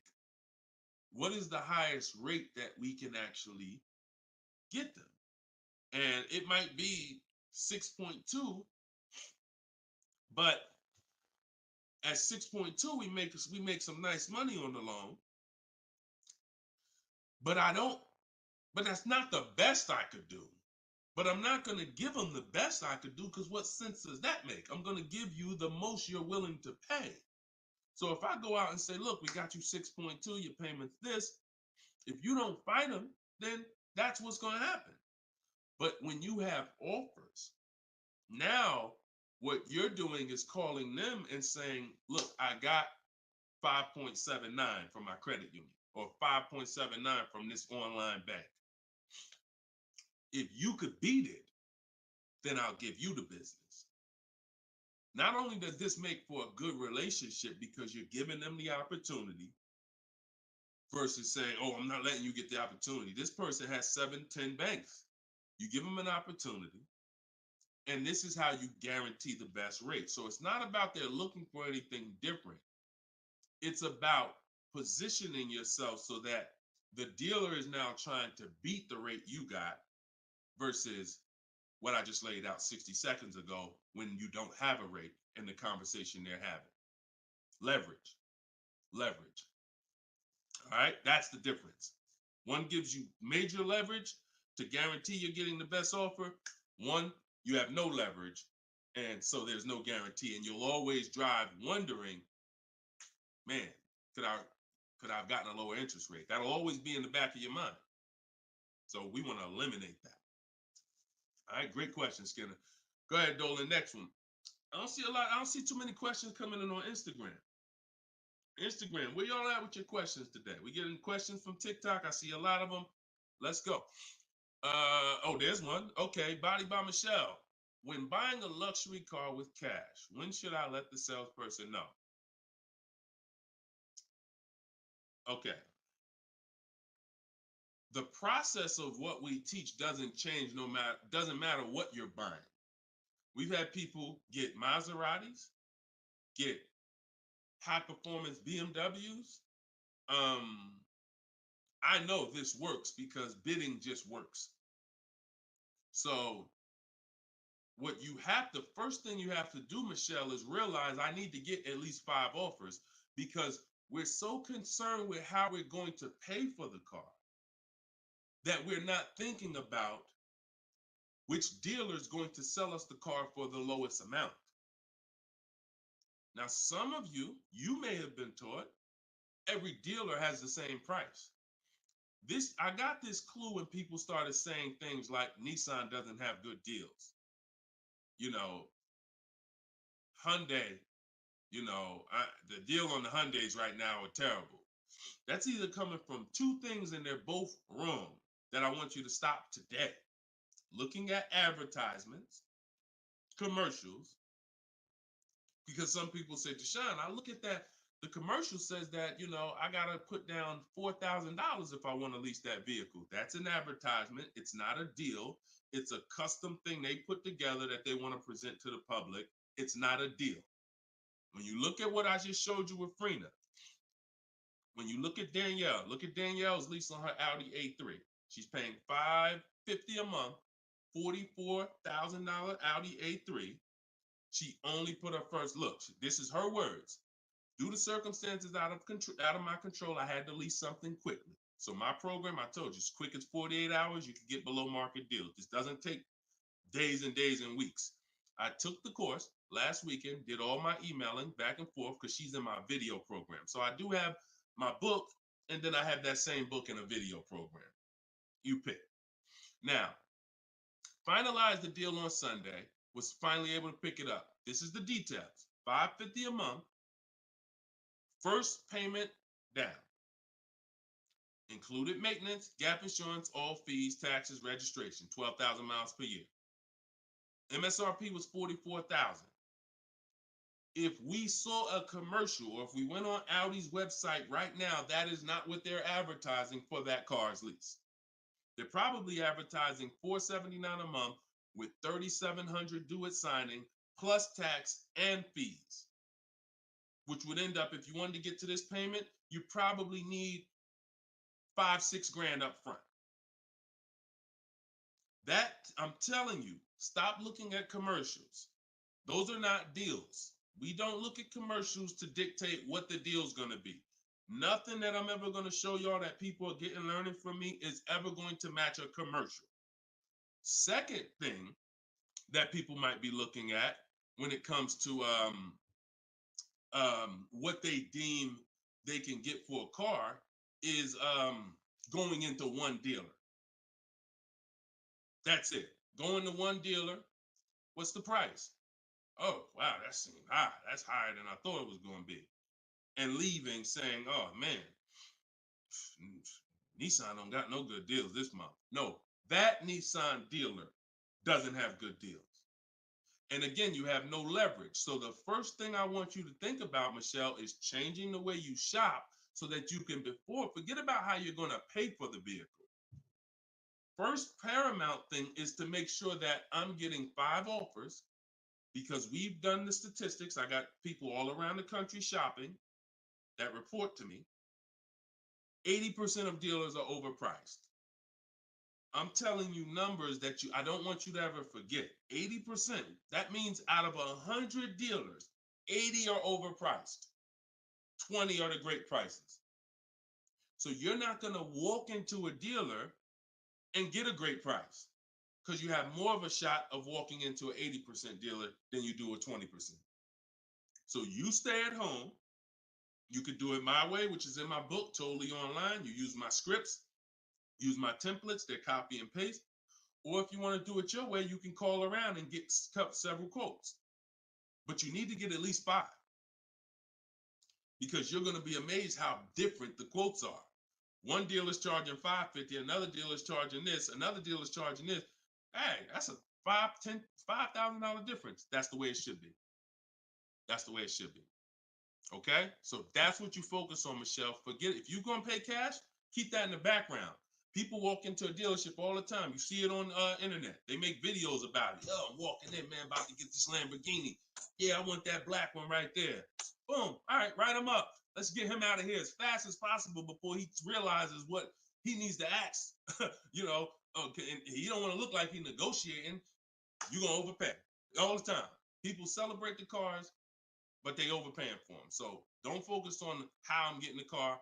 Focus on, let me get these offers so I can make sure I get the best price. Once I get the best price, here's the cash. Okay? Great question. Shoot the next one up, Dolan. We're live, y'all. This is our Thursday, 12 p.m. show. We'll be live for about an hour. So we're going to try to get through as many questions as possible, but I don't like to give short answers. And for those of you who like Deshone, I want all the answers in one spot. That's in my new book. It's a digital book. It's called Cars from Home, 7 Steps to Saving Time, Money, and Avoiding Dealers. And you can get yours, have everything I teach in one spot. If you get the 75% off price, it's $24. It'll be in your inbox in 5 minutes. You can get it in my TikTok bio. You can get it in my Instagram bio, or on Facebook, YouTube. We got a link in the comment section for you that you can get your copy at 75% off. But it's only for 30 minutes. Once the timer expires, it does go back up to the $97 price. Okay, YouTube, Hanako. Sorry, hold on. Eyes water, sorry.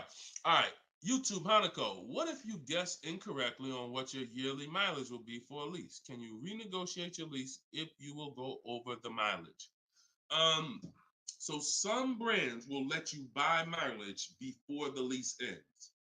So you can buy them, but I think BMW has it where you can buy the mileage for like 15 cents, but you can't be within like the last 3 months or last 6 months, something like that. So everybody, if you do have that option, you want to call your leasing company and you want to see. But I teach to estimate your miles. Like I have a chapter in my book. It's not even a chapter. It's like a little section called Choose Your Mileage Wisely, where we walk you through the math. Now, sometimes lifestyle changes. You were working 10 miles from home. Now you're working 30 miles from home. That's understandable. What I like to do is we always do an equity assessment. Who has a lease, but you didn't know you could sell leases? Type of question mark.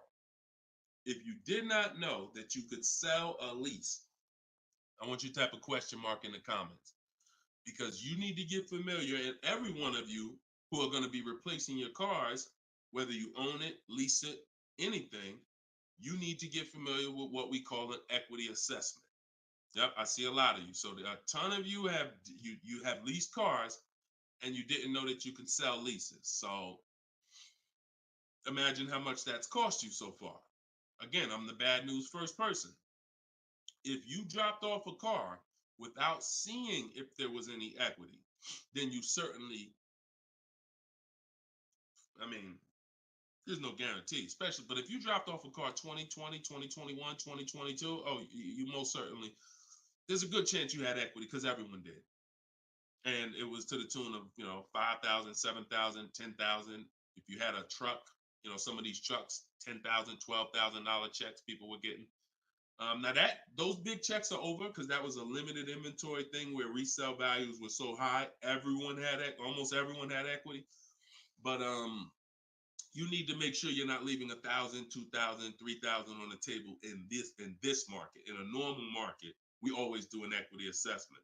So if you're going over your miles, you want to do an equity assessment to see if you can sell it. Because if you sell it, you're out of it, and you can just go lease a new vehicle. But so the equity assessment is you call your bank, you get your payoff. You go, once you have your payoff, you want to ask them. It's only for leases. This question, the second question is only for leases. Do I have a third party restriction? If they say yes, you just need to make a note of that. If you don't have a third party restriction, and there's several brands that don't, Chase, Toyota, Mazda, there's still a couple leases out there that don't have third party restrictions, then you're going to go and you can sell to any of the online bidders, highest bidders. You get all these offers. And look, let me be clear on when you should be doing this. Before you ever think about shopping for a car, you gotta take care of your equity. You shouldn't be shopping for a car and then saying, all right, now let me check and see what equity I got. Because now if you don't, you need to know that up front, because if you have $3,000, $4,000 of equity, that matters going into your budget. Maybe you want to apply it to your next deal. Maybe you want to put it in your bank account, but you need to know about it early. That's why it's the second step in my system. I got 7 steps. Equity assessment is the second step. As soon as you think about getting a new car, your first question should be buy or lease. Should I buy or lease? That means, am I keeping the car 8 years or not? And then the second thing is equity assessment, because that's going to tell you your positioning with your current car. So once you get your payoff, you go to the Carvana, CarMax, Driveway, and you look, you do what you want.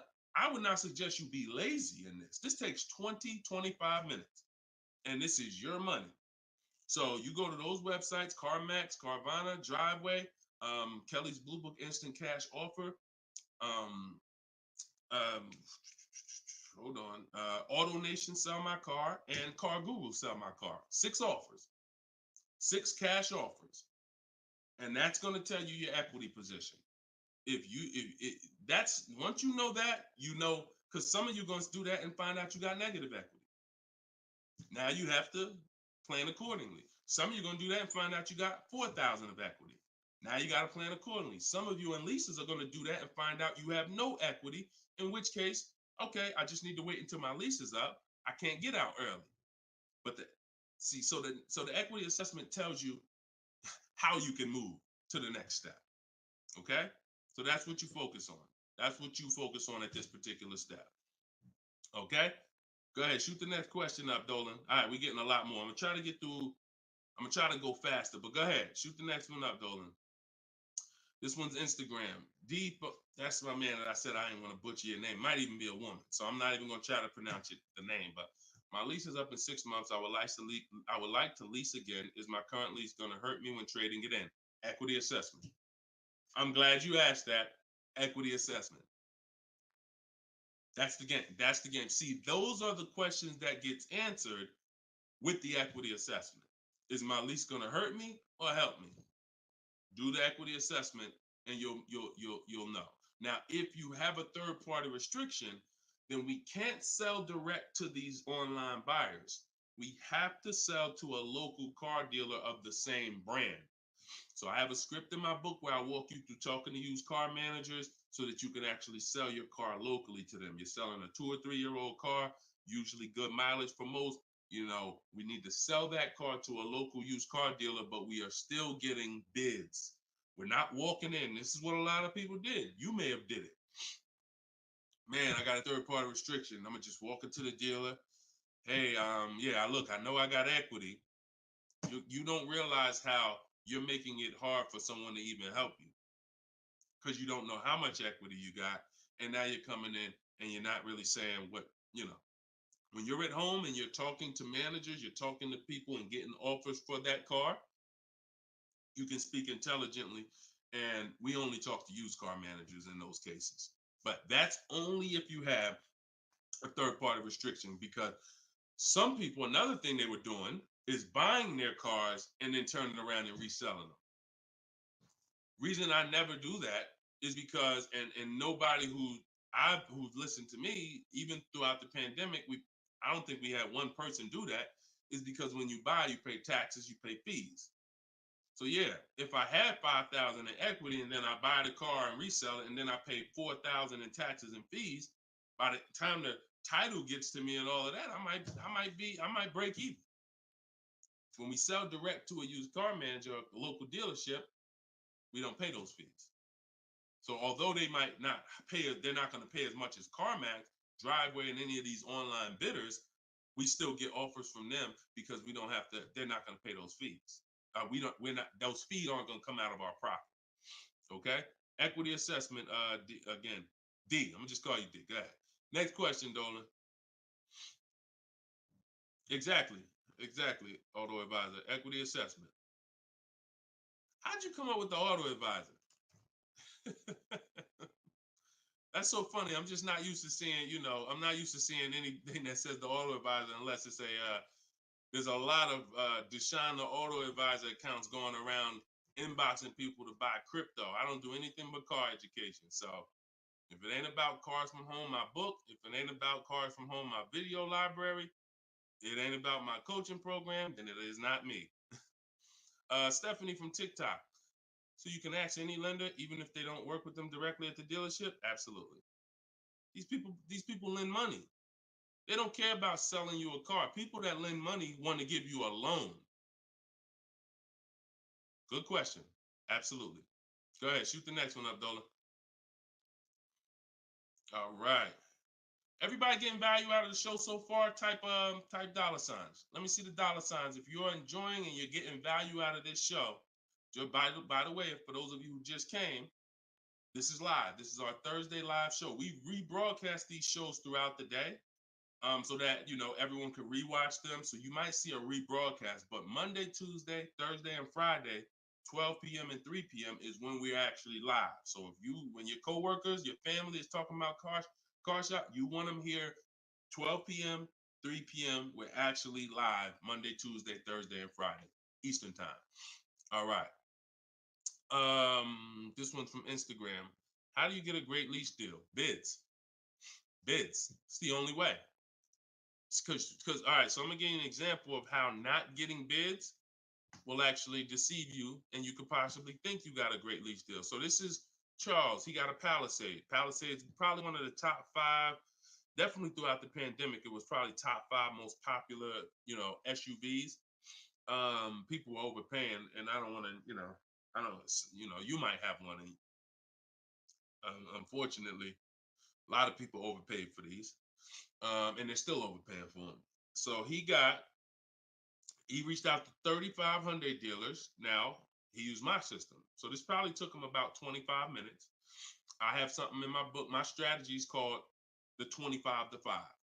What that is we're connecting with 25 dealers online. And our goal is to get 5 offers. Because if you were on the show earlier, I told you 80% of dealers are overpriced.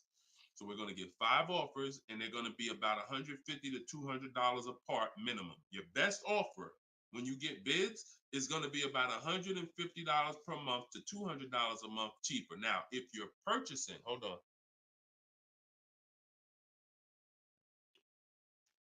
All right. Now, if you're purchasing, you're going to see, for those of you who are buying new cars, because we have several people that do that, you're going to see that there's about a $5,000 difference minimum between your best offer and your worst offer. So let's say I was buying this Palisade. When I get my bids, my best offer to my worst offer is going to be close to $5,000 difference. That's when you know you're doing it right, because we get below market car deals. Some people get market value car deals. Some people pay above market value car deals. Depends on the skills they have. So he got bids. He did this, used my system. Took him probably 30 minutes to reach out to 35 dealers, maybe 25 minutes, and he got 10 quotes. Offers range from 1.23 to 1.66. Now, that's what that's what I'm telling you. The 1.26 lease that he ended up getting a 1.23 because we always send a counter offer. I have a calculator in my book where you put it in. We must send a calculator. We must send a calculator. We must send a counter offer. So he ended up closing the deal at 1.23, all online. Never spoke to the dealer until he was ready to lock up the deal. But see the difference, 1.23 to 1.66. That means he's looking at offers. His best offer was $597 on a $48,000 Hyundai Palisade. His worst offer at 1.66, that same 1.66 divided into 48,500. Hold on. 1.66 times 48,500 would be about 700, 900, call it $800. So he's getting offers. That's when you know you've done it right. So to answer your question, Tobo, how do you get great lease deals? Bids. It's the only way. It's the only way. So his best offer is $597. The worst offer he saw out of all of them, he got 10 of them, was $800. Same vehicle. 80% of dealers are overpriced. Okay? Must get bids if you want to get deals like this. Only way. All right? Shoot the next one up. Now, look, hold on real quick. I want to say one more quick thing. Until you get bids and you have enough bids, you might think you got the best deal, but you just don't know what the best deal is. See, you're going off your gut. If you're going off your gut, look at Kimberly. Kimberly saved $20,000 on her Maserati. It's a $91,000 vehicle. She posted, the one she ended up getting was 91 because a dealer near her ended up beating this offer she had, but it was an $86,961 Maserati. They offered it to her for $66,261. So they're taking 20 grand off. But she had offers that were 10 grand off. She had offers that was 12 grand and 8 grand. And if she would have tried to assume, well, dang, 8,000, that feels good. I mean, shoot, brand new Maserati, taking 8,000 off. That gotta be a deal. See how much money she would have left on the table? See how much money she would have left on the table? So we cannot assume. We get multiple offers. We look at the lowest one. That's how we guarantee. All right? Go ahead. Shoot the next one up, Dolan. Great questions today. Great questions. Let's go.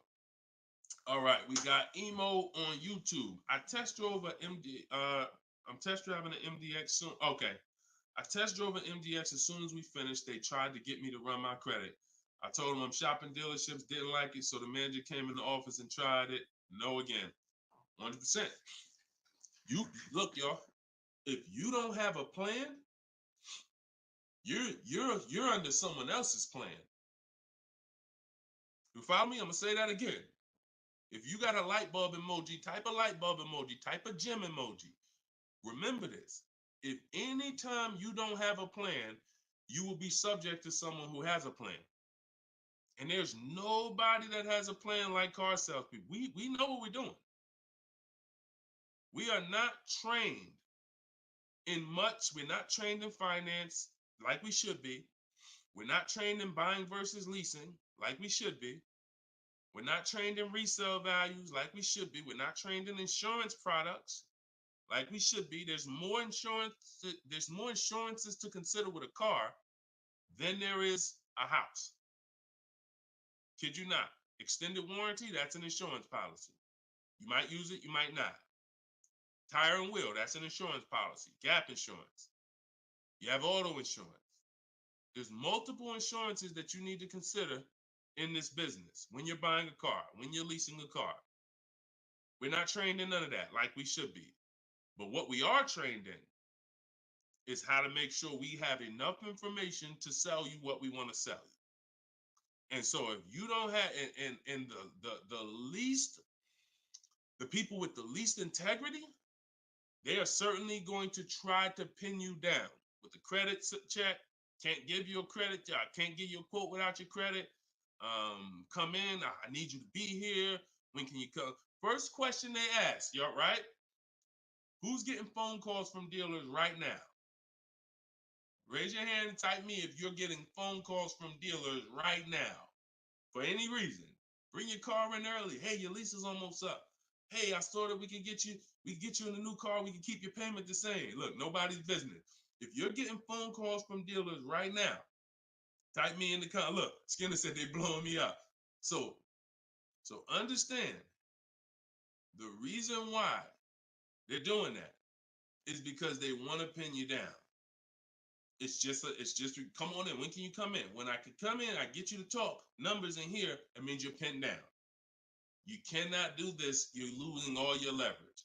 So that's why I'm telling you, you're going to shop with a plan if you're following what I'm telling you, if you're following what I teach. Some of you have my book already. Shout out to those who have my book. We're rated 4.9 on Goodreads.com. Appreciate everybody who's reviewed the book. You can get yours for 75% off. It's normally $97, but in my TikTok bio, 30 minutes only, you can get it for 75% off. Instagram bio is $24 if you get the deal in the comment section.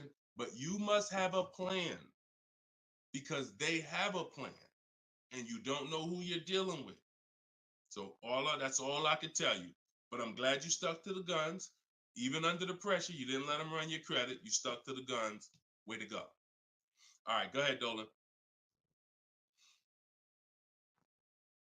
This one's from TikTok. Better to buy used or new? Planning to keep longer than 8 years. Thank you for all that information. Letting me know you understand the 8-year rule. I appreciate you. That's a matter of, okay, so if I'm buying to keep more than 8 years, right? Only question between new or used is a question of budget. Can you get everything you want and need in a new car for your budget? Once you get all your bids, can you get all those bids? Is the best bid that's going to win your business on a new car in your budget comfortably, then get a new car. But now some of you can't afford a new car that covers all your needs. Needs are the most important thing you need to think about. You need to know the difference between wants and needs. Needs is, I got 3 children, I need a third row. Need is, I drive on the highway a lot, I need a car that has good acceleration. That's needs. Needs are things where if you don't get them, you're not going to like the car, you're going to trade it in because it's not doing the basic things you need it to do. That's needs. Wants is, I like to have the sunroof. I don't need it though. But if I can get it in my budget, I'll take it. I like to have this. I like to have that. These are wants. You got to know the difference. Unless your budget can buy everything. But if you can't get everything you want and need in a new car for your budget, then we go used. But if you get everything you want, there's plenty of people who are like, you know what, Deshone, I am a long-term person. I'm keeping more than 8 years. I could afford both. I only get a car every, only once a decade. I want to get a new one. That's fine. And some of you are like, you know what? I really want to go with even more value. So I'm gonna look to get a pre-owned one, not 30% off the price, 20% off the price, 40% off the price. That's fine too. There's no right or wrong there. Just go through it and pick the one that works for you. Great question. Okay. And now I haven't told you, while you putting the next question up, Dolan, my process for shopping for new cars and leases is totally different than the process we teach on shopping for used cars. It's entirely different. One is called the 25 to 5, where we're reaching out to 25 dealers online, connecting with them, looking to get 5 offers. The other one is the multiple marketplace strategy, where we're on all the online marketplaces where used cars are, and we're narrowing down. We're looking at the used car market, the low prices. We're turning on alerts on our phone so we get notified whenever there's a new car that pops up. Totally different process. Both are online, But with a used car, we cannot do 100% of our transaction online. Sometimes with new cars, we've had people who never left their house. They just went to test drive the car and everything was done online and the dealer delivered the car to them. That's fine because it's a new car. No one drove it. With a used car, we must test drive. So we can only do about 90% of our process with used cars online. 10% has to be in the dealer. Okay. Miss Dollface on Instagram. When is the best time of the month to purchase a car? There is no best time. And I'm gonna tell you why. I know you probably what's the time that you've been taught? I want to hear from you. Like go to your keyboard right now. What is the time that you've been taught is best during the month to buy a car? We got a bunch of people on here, a bunch of different people. Tell me the time that you've been taught is the best time to buy. And then I'm going to tell you why that's not the best time. Right? And I know what everybody's going to say. We all going to say the same thing because we were all taught. Well, now I can't say we because I was in the business. Exactly, HBD, end of the month. Cherie said November. Tothy on Instagram, end of the month. Look, Skinner, around the holidays. So your answer, Skinner, was about the same as Sharice. November, coming into the holidays. Now, I want you to picture any other business because what I'm trying to get you to see is that you are taught, programmed to shop for cars different than you shop for everything else in life. Everything else in life, because if you had a business where every single time at the end of the month, just dozens and dozens of people just came into your store, because that's what the marketing did. Are you more, and let's really use some real terms here. Are you more desperate to sell something when the store is packed? Or are you more desperate to sell something when the store is empty? See, I want to tell you a story. If I could get you to continue to keep these stories in mind, it'll answer your questions. Now, obviously, everything's in my book. Some of you have my book and you understand all of this is laid out for you. But even as you're listening, I want you to grasp concepts that you're going to see. Are you more desperate to sell something when the place is exactly, Toothy, when the place is empty? Place is empty. If I got a store and I haven't opened up that register all day long, it's daggone 5 p.m. I haven't seen one customer. I'm desperate. But if the store is packed, man, I ain't thinking, what are we giving deals for? You know what I'm saying? What are we giving deals for? The place is packed. We're not desperate. So the marketing is great. The marketing makes you think, oh, end of the month, we're getting the best deals here. There's clowns up here. They got daggone balloons. They got the guy outside with the arms blowing. They got signs everywhere. This is what the place is a carnival. Why do we need to give away these cars? No. You don't want to be sitting next to somebody and Jim drives off with a car and Jim done like, all right, man, have a good one, man. Yeah, you here too, man? We was here the same time. Great. Yeah, man, I'm going. And you sitting there and you going to say no to a deal. Salesman looking at you like, hey, look, do you want it or not? Because, we're real busy. There's people waiting in line. Do you let me know? So it's the pressure. It's the like. So I say that to say what you've been taught, the holidays, the end of the year, sounds good. But you're much more likely to get a deal when there's no one in the showroom. The 10th of the month, the 2nd of the month, place is dead. And I like to make sure you're positioned. So what I teach is something you need to have 2 dates in mind. 2 dates. Every time you're shopping for a car, I teach you need to know these 2 dates. The as soon as date and the no later than date. The as soon as date is the soonest you can buy a car. Soonest you can buy a car, as soon as date. You're not in the market until your as soon as date is today. Step 5 in my process, my 7-step process is in the market, getting offers. I can buy something today. That's my as soon as date. My no later than date is my deadline. Now you have to know these 2 because the time in between is your leverage. So let's just say my as soon as date is today. I can start looking at offers. But my no later than date, I got 2 months. 2 months. I need to have a car by this time, 2 months from now. That's my deadline. I got all that time in between to say no. I got all that time in between that when I'm contacting dealers, when I'm looking at inventory, I can look at trends. I can see are the prices dropping. I can have alerts on my phone, getting access to the new inventory. This is our process. So some of you are like, Deshone, I need a car in a week. Well, you still have a as soon as date and a no later than date. 3 days, soon as date, no later than, doesn't matter. So you have to know these 2 dates because in between is your leverage, which is why I don't want you emergency shopping unless it's an emergency. Okay? I don't want you emergency shopping. Don't get into the habit, don't stay in the habit of emergency shopping. Oh, I'm going to put it off to the last minute. And then, oh, I got to go into the dealership. Oh, I need a car this week. All of that is working against you. Now, if you can still get, in fact, when you go to my website for my book, you'll see it says below market deals in as quick as 48 hours. But the more time you have, the more time you have to say no. Programs change every month. You see deals change, lease programs change, rebates change. And so when you have inventory changes, so if you're looking for a black or blue car, all these dealers don't have one right now, but they got one coming next month. You can, that's fair game for you because you have time. So these are all the benefits of getting in the market 3 months early and learning how to look at the deals. If there's a great deal now, we jump on it. If there's not, okay, I'll look next month. And that's what I did when I got my mother's lease on her Mazda CX-5.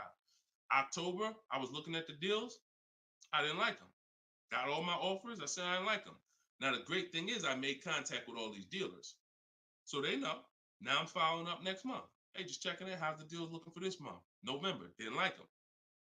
3rd month, December, got the deal I liked. Wrapped it up. So don't always think time is an asset. Time is an asset. Now, if it's an emergency, that's fine. We got to get a below market deal. We only got a week to do it. That's fine. You better have a strategy.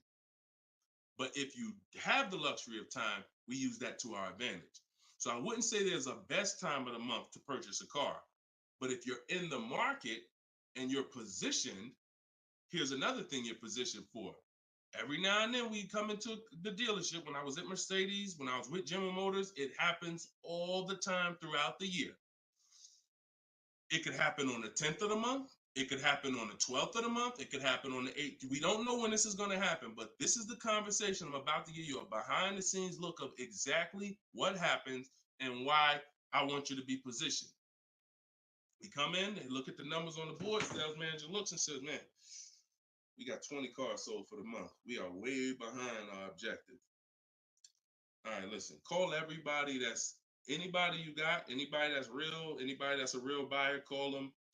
We're not turning down any serious offer today. You want to be the person that's positioned. Hey, Jackie, and they're usually emailing us because we don't talk to, nothing that we do requires talking to salespeople. So they be email, hey Jackie, hey, it's Ray over at such and such. Were you still looking for that car? Have you found it yet? No, okay, I know the quote I gave you before was $550. I know you wanted to be here, but my manager said, listen, we'll take any offer today. We really want to move a car. See, you were taught that only happens at the end of the month. It doesn't. You got to be positioned. You got to be positioned. And so that's the luxury of time. So this is what it is, y'all. I want you shopping with a strategy. Like, this is what I want you shopping with. All of this is in my new book, Cars from Home, 7 Steps to Saving Time, Money, and Avoiding Dealerships, learning the science of making dealers and banks bid for your business while you sit at home, getting below market car deals in under 90 minutes. And you can get your copy for 75% off in my TikTok bio, in my Instagram bio.